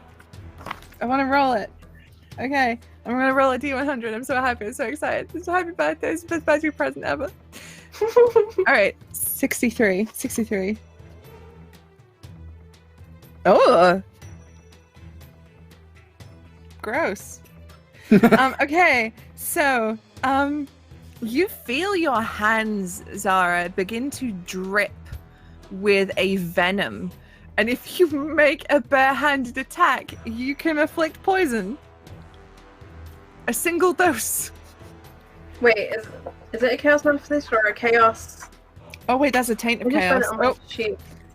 This Hang is whenever you invoke a chaos manifestation on a 6. oh wait, hang on, that's not the right one then. Shit, I was reading the wrong table. I mean that Oh, can okay. happen too. I'm not against that. Where's my chaos All the manifestation? chaos. 397. I was looking at the wrong table. What a dum-dum. Hang on. Hang on. Una momento, por favor. I like that we There we keep getting go. more and more of Zachariah's hair, and it's more and more like a Herbal Essences commercial down in that corner. I know, I'm about it. All right, roll again. A D100. Yeah. No. Yeah, you can roll it, Charlie. Okay. 67. 67. Oh. Uh-oh. Oh, this is really bad for you. Yeah. Your entire body convulses violently as the pure stuff of horrific chaos courses inside of you. You nearly bite off your tongue. You become very difficult to understand and must flip the results to fail all incantation tests for the next 9 hours. Okay. Oh, damn. So she had been like muttering doomings this whole time, and she's still kind of in this thrall as she turns and in vengeance and anger unleashes this magic missile, or that's what she thinks she's doing, but instead chaos just spews out of her hand and out of her mouth, and she begins to like violently convulse as if possessed. And she continues just as like snakes and ravens and masks and all strange words that make no sense. All right. And I imagine like you bite your tongue so hard that like blood comes out of your mouth as you're doing this. So it's like full exorcist. She's spitting blood and random words, speaking in tongues. Mm-hmm. It's almost foaming too, because she's just like, you know, it's. She looks like a rabid animal right now. Okay. Is there anything else you would like to do in your turn, Zara?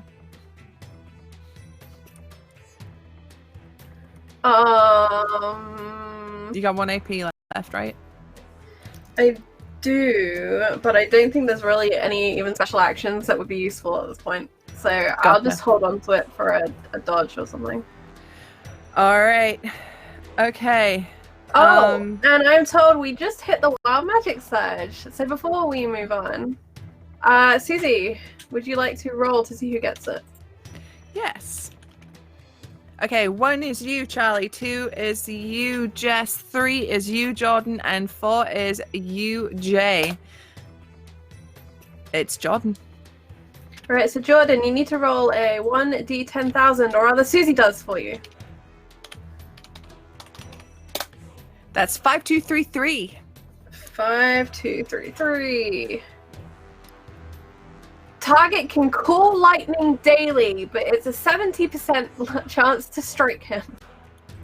So it's likely to strike you, but you can summon lightning. But it's not super useful. I mean, it will be if it hits your enemies, right? I mean, you are inside currently. So the way we could do this is roll a d100, and we'll say above a 70, you call the lightning, and it can hit someone else, and below a 70, it will hit you. Mm-hmm. Yeah. Just so we have a mechanical understanding. Yep. Awesome. And I hand over to the next person in the initiative. Okay, and that will bring us to Zachariah. Cool. So Zachariah's been watching this and just chuckling, and he watches what happens to Lucius. And for the first time, really, you watch as Zachariah stands to his full height, cloak thrown off, and you suddenly notice tears in his clothes and the hint of mechanical joints on his elbows, his legs, part across his torn chest, and you just hear, "You are not the only one with tricks." And I'm going to use my critical success to cast scintillating explosion on the balcony where we all are, other than on myself, of course. Okay. So that's a crit success, I assume, because I'm getting to use my crit success. Yeah. This is very bad for everybody. So on a crit success, you cannot resist. You will suffer both effects of this spell, which are everybody now gets minus. I got to get my hair out of the way to read. Minus 30% base chance to all agility-based and combat-based skill tests. In addition, your movement is reduced by 9 to a minimum of 1. And you will now suffer 3 d10s plus my WB in physical peril, which you cannot counterspell, dodge, or parry.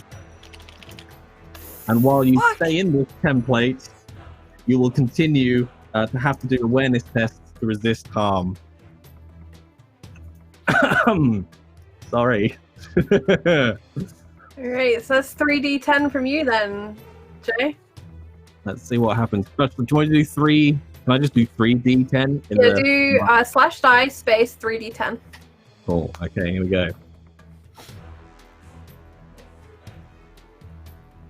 And then your willpower bonus, sir? My willpower bonus is 6, so that's 29. Oh, fucking hell. Which tracker is this on? Sorry, say that again. Which is that? That's against our peril, did you say? That's against your Or peril damage? tracker. That's peril. Okay. and you can't resist it in any way. Counter it, dodge it, parry it, nothing. This is a spell, though, right? Oh. It is, yeah. It's a 3. This is a greater 3 AP spell. Okay. I go 4 down my peril tracker all at once. Oh! I'm so sorry, not sorry. Where? So So you're I a- ignore you're a 2 robot? skill ranks. That's 2 skill ranks gone. All You know this right. game had robots. I mean, the thing about this is we are all sitting on big spells in the spellcaster part of the party. We're all here like, just give me I don't my have any knowledge. big spells. Get I out am of exactly here. what I appear to be. We're gonna destroy ourselves. But basically, what has happened is I've conjured like the reverse of what Lucius has just got. I've conjured lightning from underneath you all, and it just erupts in a column, enveloping you all inside this explosion. But it will last for 15 minutes. So the damage they take, but then it's 15 minutes if they stay inside the explosion. I don't know the mechanic. It just says you have to keep doing awareness tests to resist against harm for the next 15 minutes, unless you move out of the explosion. Right, This is like okay. The witch bolt thing. Yeah. Jesus, Jay. I'm All right. imagining we all look like storm, like elevated by these jets of lightning, with our movement all restricted and our bodies going. And Zara's just there, and there's just blood going everywhere because she's bit her tongue. Yeah. And she's screaming doomings at the world that make no sense whatsoever. Mm-hmm. The queen think- again is screaming, but she's more like screaming for help now. She's trying to order her guards, but it's nothing is coming out garbled. She's just a mess of panic and fear right now. As this just whole thing is happening in front of her. You do note, however, Zachariah, that the demonic form of Lucius and Frederick, still in his human form, seem to be, as far as you can see, mainly unaffected by this. They are Okay. in the effect it is happening around them, but you're not sure that they have become as imperiled as others around you. Okay. And I think you just hear, like, as it erupts, I told you, humanity is a curse. Fuck. All right. Remember this. Hey, so do you remember when I said I didn't need to do anything? Because I got 2 little birdies that came to me in DMs and went, "Hey, Susie." All right. Speaking of, it is Frederick's turn, and you see him now as it's horrific. It's kind of like he rips at his flesh, at his neck, and this horrible form that has a very avian sort of head sort of comes out of his neck, and in the blood and viscera pulls its way out of this elven form, and you hear the cracking of bone as these like horrible wings and long talons just pull and tear their way and squish this elven flesh sock to the ground as this creature that with this big avian vulture sort of face glares out, and it is going to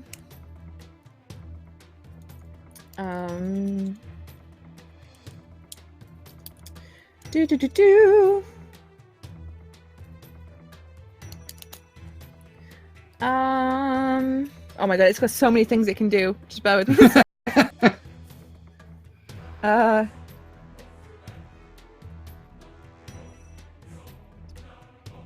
Oh, Jesus Christ. It's like 2 pages. Fine, I can talk about how I've now gone full L'Oreal. Please, because you're A little worth bit. it. So what exactly kind of mechanics are showing through your outfit? Yeah, tell us more, Jay. So I hate to use the term, but it is the right term for it. It is kind of steampunk-ish. Like, it's not like future sci-fi. It's like cobbled together in a workshop, but you can't, other than like from my kind of neck up, you can't really see any flesh. So it's all like steel bolts and chains, and like you get like on a cam belt, like you can almost see that running up my thigh. So there's not much plating to it. It's all pretty much you can just see I'm mechanical. Kind of like a clockwork golem. Yeah, exactly that. Well, not exactly that, just in case that's somewhere in this book with a special spell. I don't know. But We like say that, the name of life and you die. yeah. All right. I know your true name. Okay, so No, you Lucius, in your new form, you watch as this thing tears into its forearm and pulls out what appears to be a large bony scythe, which it then sort of scrapes across your body, or attempts to. Which I definitely didn't just steal from Naruto. I'm going to use one of those sword tokens to re-roll that. And it was worse. Never mind. Okay. So that was its attack, and then it's gonna do a thing at you. It's gonna do a dirty trick. It's gonna make a guile test. Oh my god, no! Okay, it doesn't do that. Reroll. I'm gonna use a reroll. I'm gonna succeed on something. No, I'm not. Wow, worst birthday ever. Got another reroll. No, I'm not gonna use it for now. Do you know whose fault this is? Pruitt. Okay. Yeah, never trust a cookie liar. Oof. All right, so it's gonna bank 1 AP, which will bring us to Lucius. What would you like to achieve, my friend? So, the queen is still there, like in between us. Mm-hmm. So the spread out constellation of bone and entrails and everything that is Lucius now, kind of like starts to coalesce around her like a cocoon, and kind of he's basically trying to move her out of like this exploding electrical area towards like the outside of the inside away from the balcony. And as he does, out from this cocoon as well step different people that you've seen throughout. Like there's the dancer friend steps out, the thief boy steps out, and they're all like just kind of like like they've just stepped from a door, but the door is from the stars that you can see through the writhing intestines of Lucius. So he's trying to move the queen out of the way, and then have these people take her to safety to the warehouse. And they say all at once in the same monotonous tone, "Come with us, Your Majesty. You'll be safe with us. The light will guide us, keep you safe." And they all sort of surround her in like a wall of people and sort of begin to hustle her away and push her away from the scene. Is there anything else you would like to do? So that, how much do you think AP? I would say that's probably 2 AP. Yeah, so Lucius will kind of just turn around and be facing back towards the demon, and saving 1 AP for a reaction if he has to. Okay, so Seraphina, you watch as these people, your friends, step out of this horrible, writhing, massive void inside Lucius's new demonic body. And you watch as they surround the queen, and you hear them talk in this unified, like, voice. Monotonous, empty voice. What would you like to do?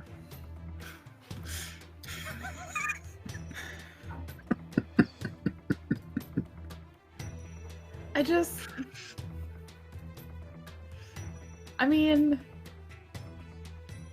I just want to get the hell out of here. Because this whole place is electrified now, and it seems like if I stay here, I'm going to keep taking damage. Or I can leave and leave this to the demons, and they can take each other out. So Seraphina's going to try to grab her sister and get the hell out of Dodge. Okay. So what I would probably say is we should hold this action for now and come back to it when Charlie comes back, because Okay. I don't know if Zara's going to want to go willingly and whether this will be a contested sort of fight that we'll have to do between you two. Makes sense. And just to, Okay. I don't want to overspeak, but if just in case this changes what you do, your movement is only 1. You can only go 1 yard because of my spell. Oh God, yeah. I know.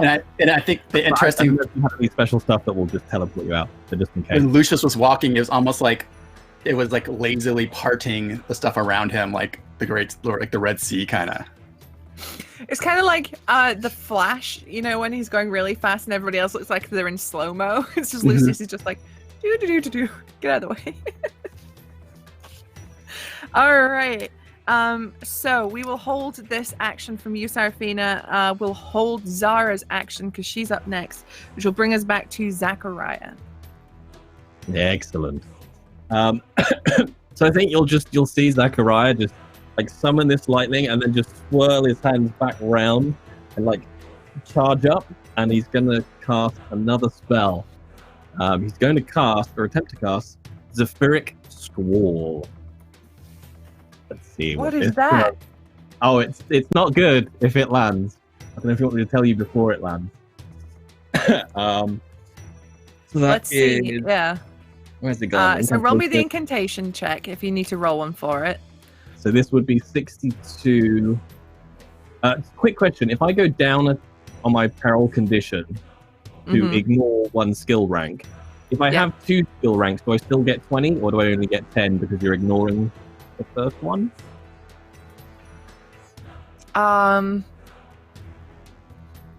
I don't know if it would only affect skill ranks that we've only got 1 in, but if you've got 2, you would still get the 2. Think you still get the 2? Okay. Good answer. We'll say that's how it works for now. Okay, in which case I will use my trait to go 1 down on my peril track to make this a success. Oh boy, here we go. Guarantee the incantation. So I'm now ignore 1 skill rank on my peril. But it does mean my Zephyric Squall lands. Although I think people can actually resist this one. Okay. After successfully casting the spell, you can conjure a windstorm. All those who are caught within start their turns with 1 less AP in combat. In addition, remaining within the burst template requires successful athletics tests to resist, or they cannot use movement action. All ranged weapons used to fire at those inside or outside automatically fail. Finally, any melee weapons used inside offer a minus 20% base strike. Jesus. All right. That's only a 2 AP spell as well. Really? Holy shit. Yeah. All right. So that, yeah, we've got a lot of minuses going on inside. All right. So we all get the chance to resist though, right? You do, yeah. Okay. So, if you have the spare AP, which you both do, Zara and Seraphina, you can Ooh, roll to ooh. resist this spell. Can I Oh. can I be a super douche? From my blood magic earlier, I'm going to Mhm. prevent Seraphina from resisting this. Why, Seraphina? What has she done to you? Because Seraphina has never liked Zachariah, and he knows it. Wow. She chose unwisely in the pub when we met. Alright, okay.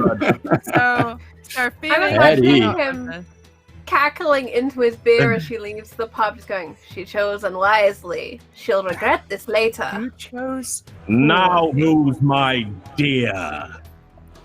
Still not me. I Still can't hate hear you. All right. So, Charlie, if you want to resist, Okay, the what do I need to spell, roll? does it tell you what you need to roll to resist it, Jay, in the spell?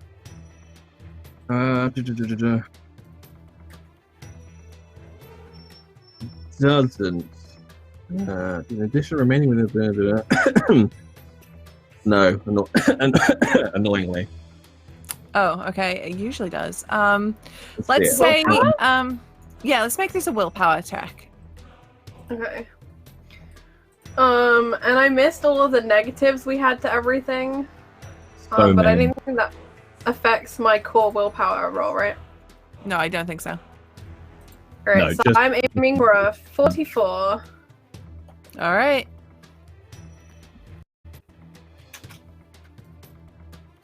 Oh, Oh.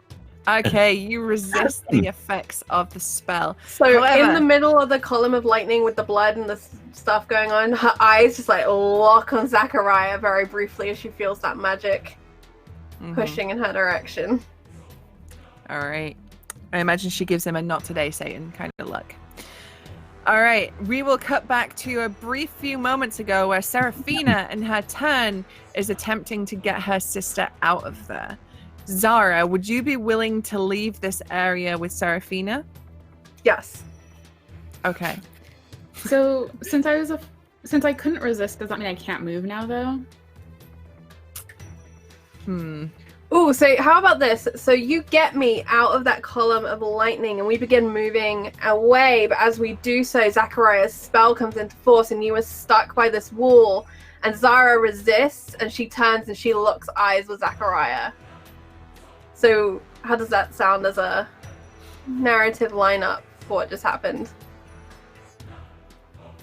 Fine by me. Because your movement was reduced to 1 anyway because of the Just original 1 anyway. effect, so you wouldn't have got very far. But moving Zara is happening on your turn. And it means I am free from the lightning, so that effect is good. Or not the lightning, the wind channel of The badness. wind wall thing that he's summoned. Okay, but she's still in danger of the lightning. Yes, because that's like So- basically the whole balcony right now, right? Yeah. Right. So the wind tunnel, does it just mean that am I completely frozen in place, or can I still take actions? I just can't like move around. So the wind tunnel just means that you'll only have 2 AP for your turns now, as long as you're in here. And then there's penalties for ranged weapons and melee weapons while you're inside there as well. Oh, it doesn't But stop you- me from moving? Oh, it does. You have to Oh. do a successful athletics test to be able to move if you're in the wind Okay. tunnel. Okay, but my body's not frozen. No, you're No. not frozen.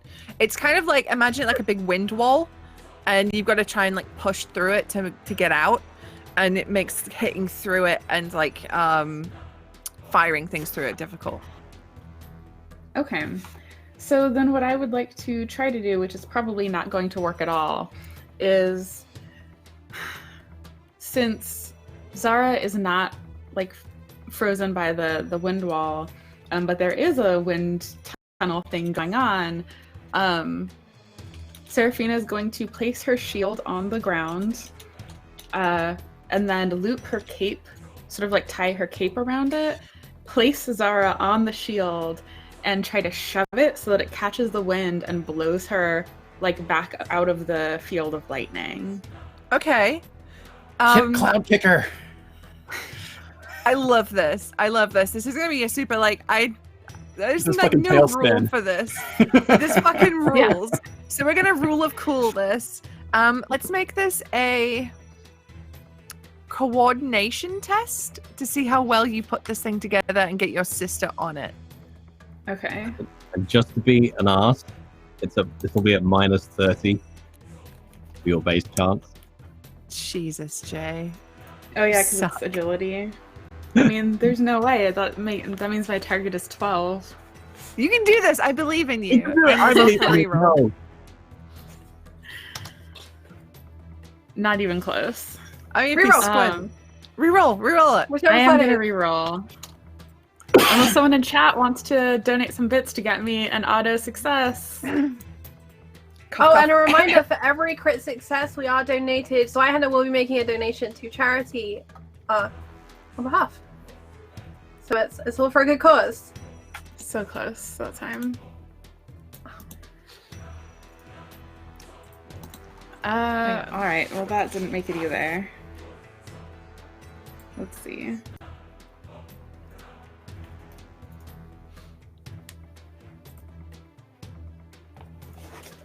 Yeah, that's Since we Didn't work. essentially act on the same initiative, Susie, is there any way Zara could be taking part in this plan? Yeah, So I could absolutely. roll to use what my sisters put into place to Yep. carry on the action? Yep, absolutely. You are still within the lightning though, so it's still minus 30. Okay. You want coordination as well? Yep. Right. 3 Target AP number of spell. 18. Here we go. Come on. Nope. So close. How many rerolls we got left? We got 2. I already used one this session, so I won't use it. Alright. So that'll be a fail. Shall I hold on to the rest of that action while Jay finishes his action? Well, technically, you went first in the combat, and we were just holding your action. So Okay. what I was going to do is Jay did his thing, and then I cut back to you, and then Jay finishes his turn. Gotcha. Alright. So I try and Hold on, sorry, really quickly. With Mhm. the putting that like sailed thing together, would that be both of Mhm. my IP? You grabbed your sister and moved her, so we'll say that was 1 AP. Putting that thing together is another AP, so you would Okay. have 1 left. No, I start with just 2 because of. Oh, you got Zachariah's 2 spell, I because of the think. spell. Yeah, that's your 2 Mhm. AP. Okay. Well, Okay. even without it like put together properly, could I still would like just kicking it forward be an AP? Would that be okay? I would say we could do that as part of your putting it together action. Okay. So, you I like, tried to like. even if she doesn't kick move now, it's like next turn it will do the thing. Perfect. It's the setup, right? Yeah, I just want to get my sister safe. Yeah. You're the best sister. You're the best member of this party. You're so good and pure. All right. So Zara, you have 2 AP left. Did you use how many AP did you use? You used 1 AP to do the construction, so you got 2 left. I've got 1 left because I'm under Jay's effect, or is that from the other spell? That was from the wind wall. So you The one have I 2 left. resisted? Okay, sound good. You resisted that. What is the situation with Queenie? The queen has been ushered away by people that just came out of Lucius. Good to know. That's totally normal. Yeah, that's fine. It's all people that you knew. Like it was Yeah. the thief boy from the market. It was Yep, like the your dancer friend. girl. Alright, let me see what I have. How many Could have AP do you been got? poor Gilbert if he had just left. Well, poor Gilbert. So the perceived threat in the situation is the Raven dude, Yes, he has. and maybe Turned Lucius, now. and maybe Zachariah. The Raven guy has now basically assumed this vulturous Raven form. Lucius is his mind-altering, unknowable, eldritch, horrible teeth creature, and Zachariah is this like clockwork old bastard. So they're all threats. But I will say Lucius has not attacked any of y'all. He's No, only he hasn't. attacked the demon. And For what it's I am still speaking in tongues and just half destroyed for the next 9 hours. But I think in her anger, in her viciousness, she is going to attempt. Let me double check this. To cast Eternal Darkness. Okay. This is a lesser spell. It requires an Eye of a Salamander, which I'm gonna suggest is in her astrological kit. Yeah. Yeah. Yeah. She's got it somewhere in her pockets. She's just been dealing with beasties, sure. I'm just gonna say, like, I'm so- just gonna say that, like, because this is a mini series and we're using the big spells, I'm kind of hand waving the material costs and things. If you want to do the spell, you can do the spell. So this is what happens if I succeed. After successfully casting a spell, you conjure blinding darkness in a burst template within sight. This darkness is impenetrable even to those who can normally see in the dark. You can see completely in the darkness and suffer no additional effects from yourself. Those within it start their turn on 1 less AP in combat until they move outside of the darkness. In addition, any skills, blah, blah, blah, blah, blah.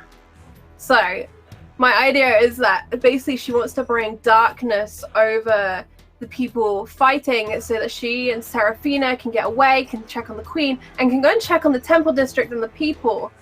Because right now they are two people against a lot of very strange and unknown forces, and that's not enough. So I have to reverse my cast to fail, so it's very unlikely I'm going to succeed. So here we go. Oh no, you have 1 AP left? Yeah, so I'm going to focus cast it. Alright. Which adds 10. I don't even know if that's going to really help me at this point, but it's fine. Might. So 54 is my target, but I have to flip to fail. So I need to roll really like a 12, pretty much. Or a 13!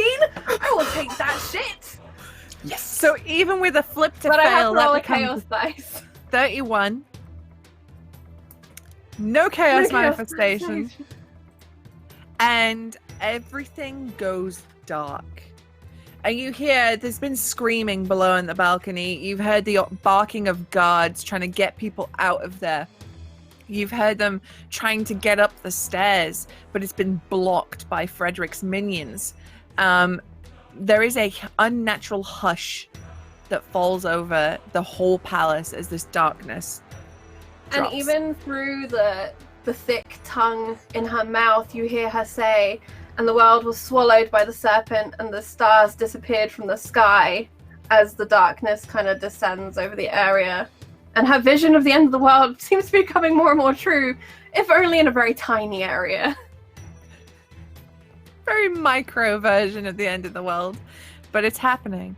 All right, so we cut back to Zachariah. So Zachariah, you get your spell off with your wind wall, and then suddenly everything drops dark. In which case, Zachariah will attempt to cast Dispel Magic. Oh my god. Okay. To see if he can lift this darkness. Which is going to be 42, 52, 62 is my target. And what the hell? I'll channel as well because... By the way, if I'm reading the spell correctly, no one outside of Eternal Darkness can see that it's there.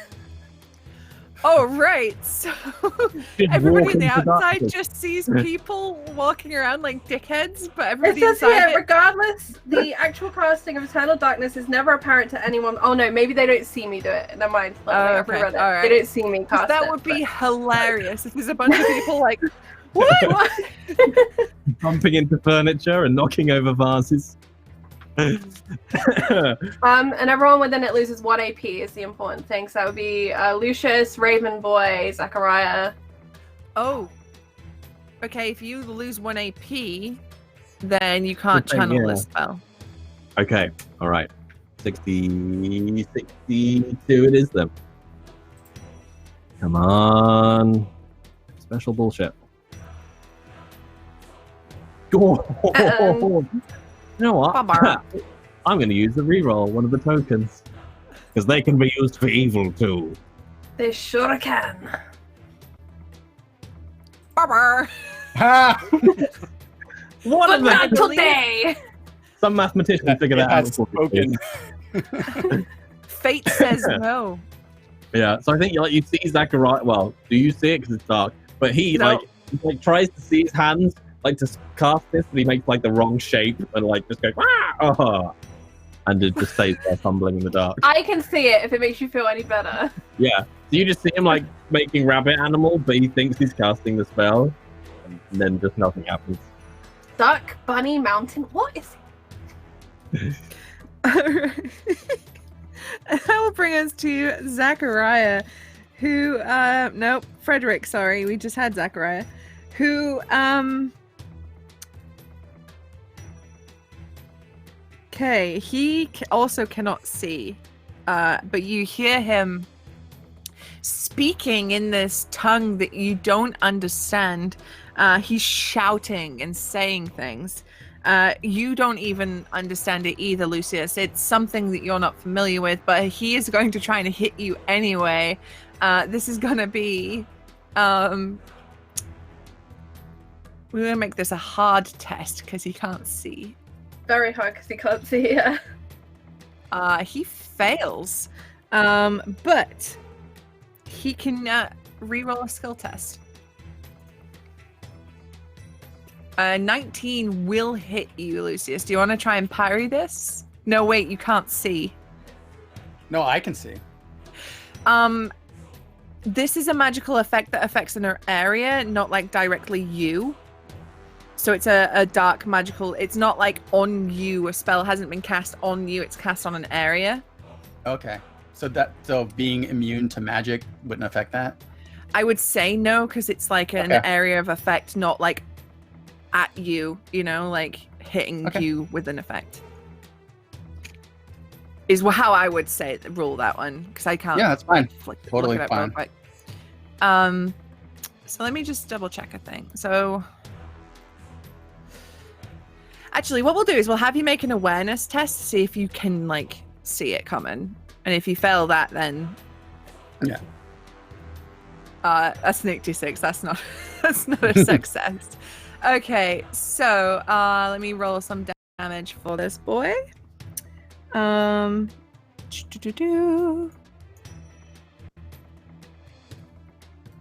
Okay, that is 14. Now let me see if that gets you on your new stats. Where are your new stats at? There they are. That is just enough to bump you down one. You are now lightly wounded as this bone scythe rakes across your horrible fleshy form. All right, but its AP is severely reduced, so it hits you, and it's gonna just start stumbling somewhere, trying to get out of this darkness, which will bring us to Lucius. So Lucius is going. That thing slices through him, and if anyone who can see sees that instead of blood or viscera, it's like these almost beautiful sparks of light shine out every time it cuts through a part of his body. And Lucius is going to catch through the labyrinth and open a door right next to Zara and Serafina. Mm-hmm. And normally where the doors we've seen before have had these almost hungry, harsh light, this one just shows a doorway that seems to be opening onto the group of church members hustling away the queen. Okay. Like this seems to be a door that would just let them step through it and get out into the hallway, wherever the people are. Yeah, it seems to be. All right. So let's roll you an incantation test to see if this works. Let me look at your new stats. And I'll do whatever special thing I can do to make it easier. Channel or whatever that's called. All right. Oh god, with channeling this, it's like you can't possibly fail. You're at like 90 when you're channeling this. 23, you succeed. This doorway opens up in front of you, Serafina and Zara. Is that all you want to do on your turn, Lucius? I was gonna yeah, that's all he wants to do, because he can't see the creature, right? Mm-hmm. Yeah. For channeling, you need to roll a chaos dice. That's true, you do. Let's see. Let's go. Because I know how much we love the chaos dice. Aww. That's a 2. We want the bad thing. All right, so Serafina, as you are just kicking your sister away, you see this doorway open up, and it opens up and you see the people hustling the queen away further in the palace.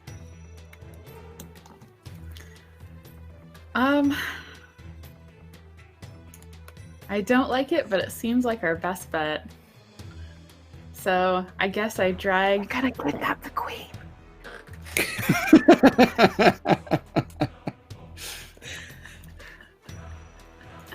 You gotta counter kidnap the kidnap that's happening right now.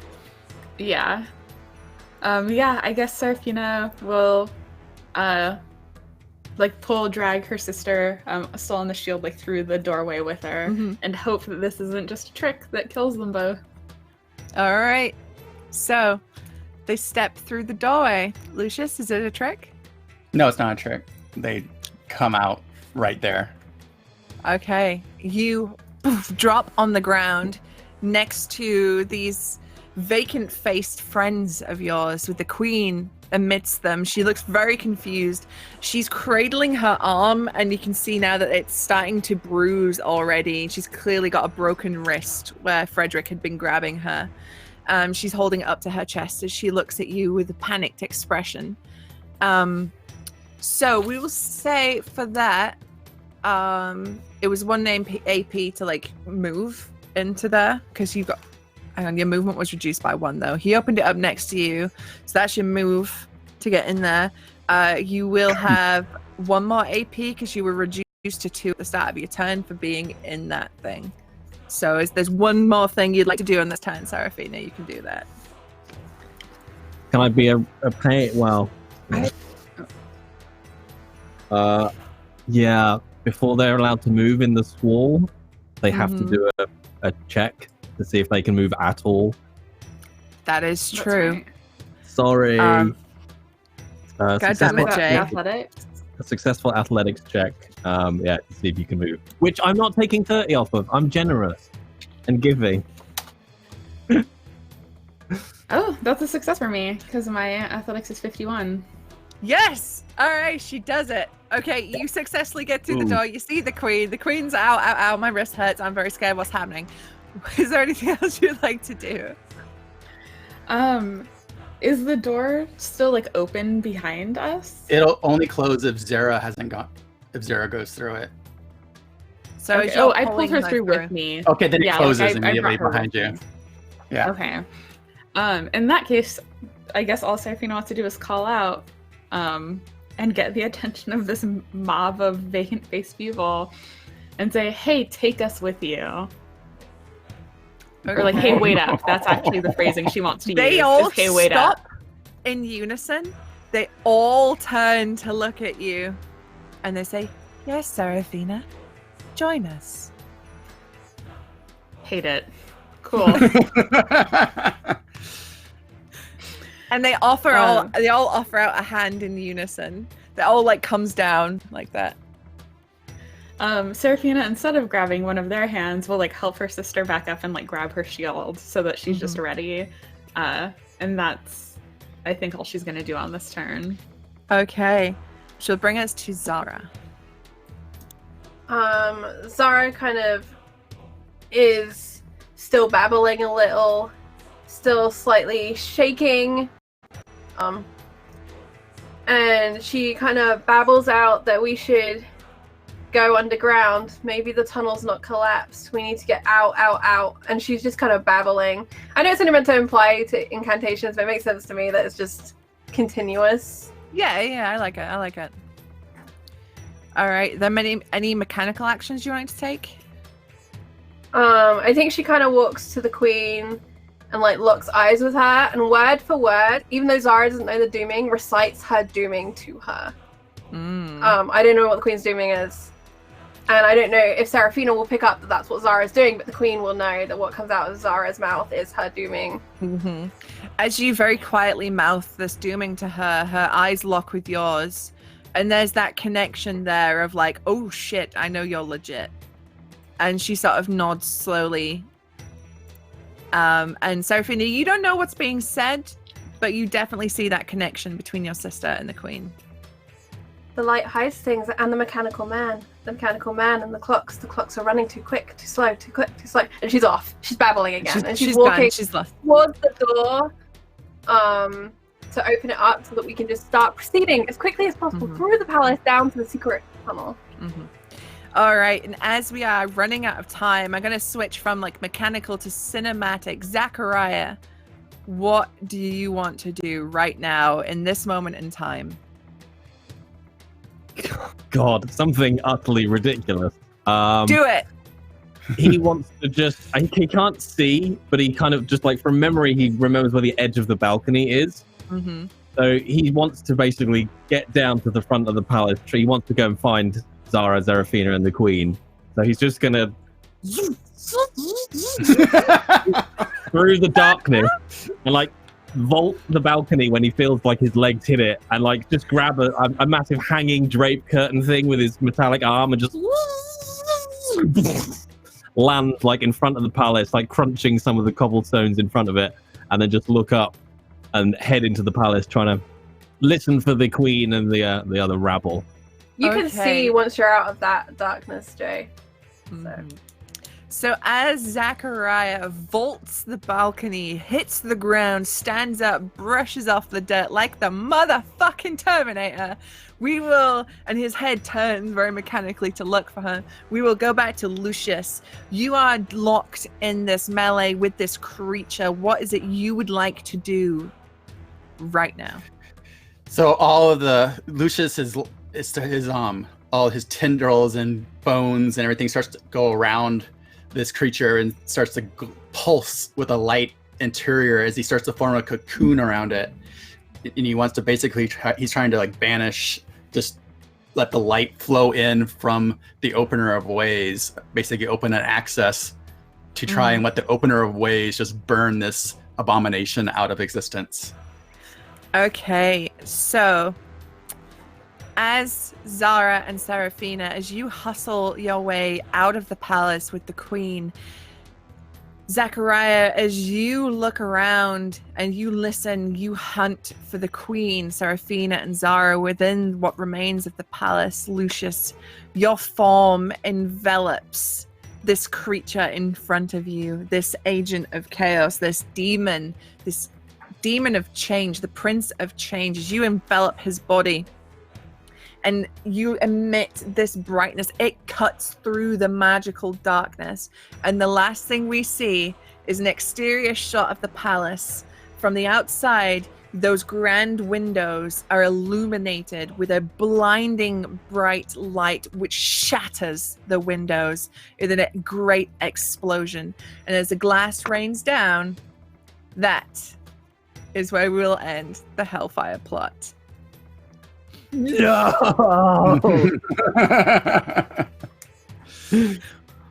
So good. Well, there was fire, there were plots, it was hellish. Chaos has been unleashed. Tell me, Susie. I can do magic. I'm going to put you in a bubble on your own and let you to describe for us how the world ends, if you don't mind. Oh, jeez. Give me a second to make this happen. I have such power. But thanks. You're welcome. This is the sort of stuff that I like to do here on Encounter Roleplay. Shout out, of course, to our wonderful sponsors, Zweihander. Particularly the Man Ghost supplement, which inspired much of the madness you have seen here today. All right, Susie, I'm sending you to the bubble. The world never truly ends. Just changes. Might end for someone, but will begin anew for someone else. So, as the cathedral district burns and what remains of the grand religions of Heartholm collapses amidst rubble, as the palace floods with screams and people running and fleeing, and the nobility begging for their lives in this blinding explosion, their world certainly ended today. But perhaps somebody else has just begun. Perhaps, as this cataclysmic event shook Heartholm to its very core, perhaps that started something else. And maybe their world will end. But I guess we'll just have to see about that.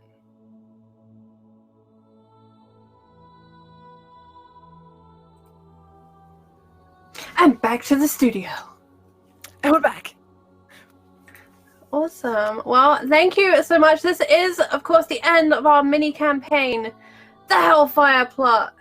Thank you all so much in chat for your contributions today, whether they've been retweets, donations, or just your presence here. And if you're watching on YouTube, thank you so much. Please consider a like and a comment. We will be back in the new year with more Zweihander, I am assured. Let's go around, say hello to everyone, check in, see how everyone is doing, and celebrate the end of the world, ? Let's begin with one of our bringers of doom, Jordan, aka Hottest Singles.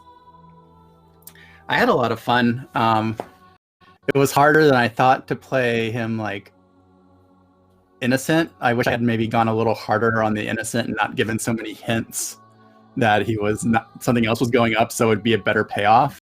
But it was also fun to be a little creepy the whole time. So I thought I enjoyed, and I thought Susanna did a great job with all the descriptions, picking up all the creepy stuff that we were laying down. And co-chaos collaborator.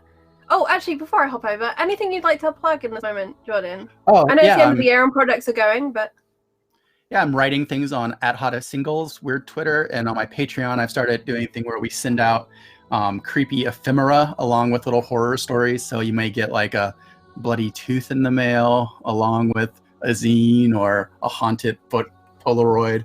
But and also we write D&D smut on there. So all that, just jordanshively.com. awesome. Thank you so much. And as I was saying, co-collaborator in chaos and world ending, Jay, aka Voice Jay Britain. Hello! That was so much fun. Ridiculous amounts of fun. Zachariah turned out to be something I had no idea he was going to be at the start of this. I kind of just pegged him. I just wanted to play it crazy old man. And then just slowly, as everybody vaguely pissed him off, I decided he was going to be a grumpy old man. And then there was just a random comment. I think it was in episode 2, maybe. I was like, what if he's an automaton? And that's why he hates humanity, because he's just an evil abomination that they made and left in the wild, which is basically why he hates humanity and just wanted everything to fall apart. That spell at the end was ridiculous. I apologize. I did not see the automaton coming at all. that was yeah. I can't remember. I think it was when I like hit the wall after that fight with the hound, and there was an off comment about like not taking much damage. Oh yeah. You flew through it. Yeah, I was like, what if I was a machine? That'll do. So yes, and thank you for Susie for letting me do it that way. Yeah, amazing, wonderful GMing. That was so good. That whole balcony scene, I could just picture. It was great. Thank you. It's been amazing, and yeah, so much fun. Nothing really for me to plug.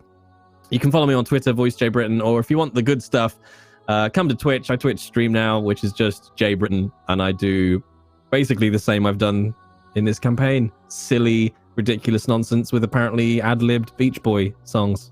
That's me. That is indeed you. Small Zweihander lore thing. So people are wondering, Lucius was actually a cultist of the Opener of Ways, which is a sect who think all other demons or abominations, and only the Opener of Ways should be the one who heralds in the ways. And I added all the light stuff, so like if you go in the Zweihander book, there's like nothing about light. He's just like this opener of ways and doors. But I thought it'd be creepy if the light was bad. I loved it. And I love the image as well, where you described the sparks coming out. I just imagined him as made of fiber optics inside, and you know when fiber optics snap, you just get more and more little pinpricks of light. I was thinking, go ahead. Oh, it's like, I think a lot of them in my brain was like how those horrific Bible things are like the cherubim and how they're like a billion eyes and wings, but they're like this terrifying, glorious thing. That's kind of what I was going for.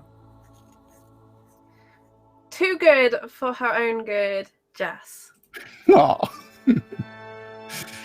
This was a great lesson that I played too many wholesome, friendly characters, and I really just need to go the opposite direction and start just getting wild with betraying my team.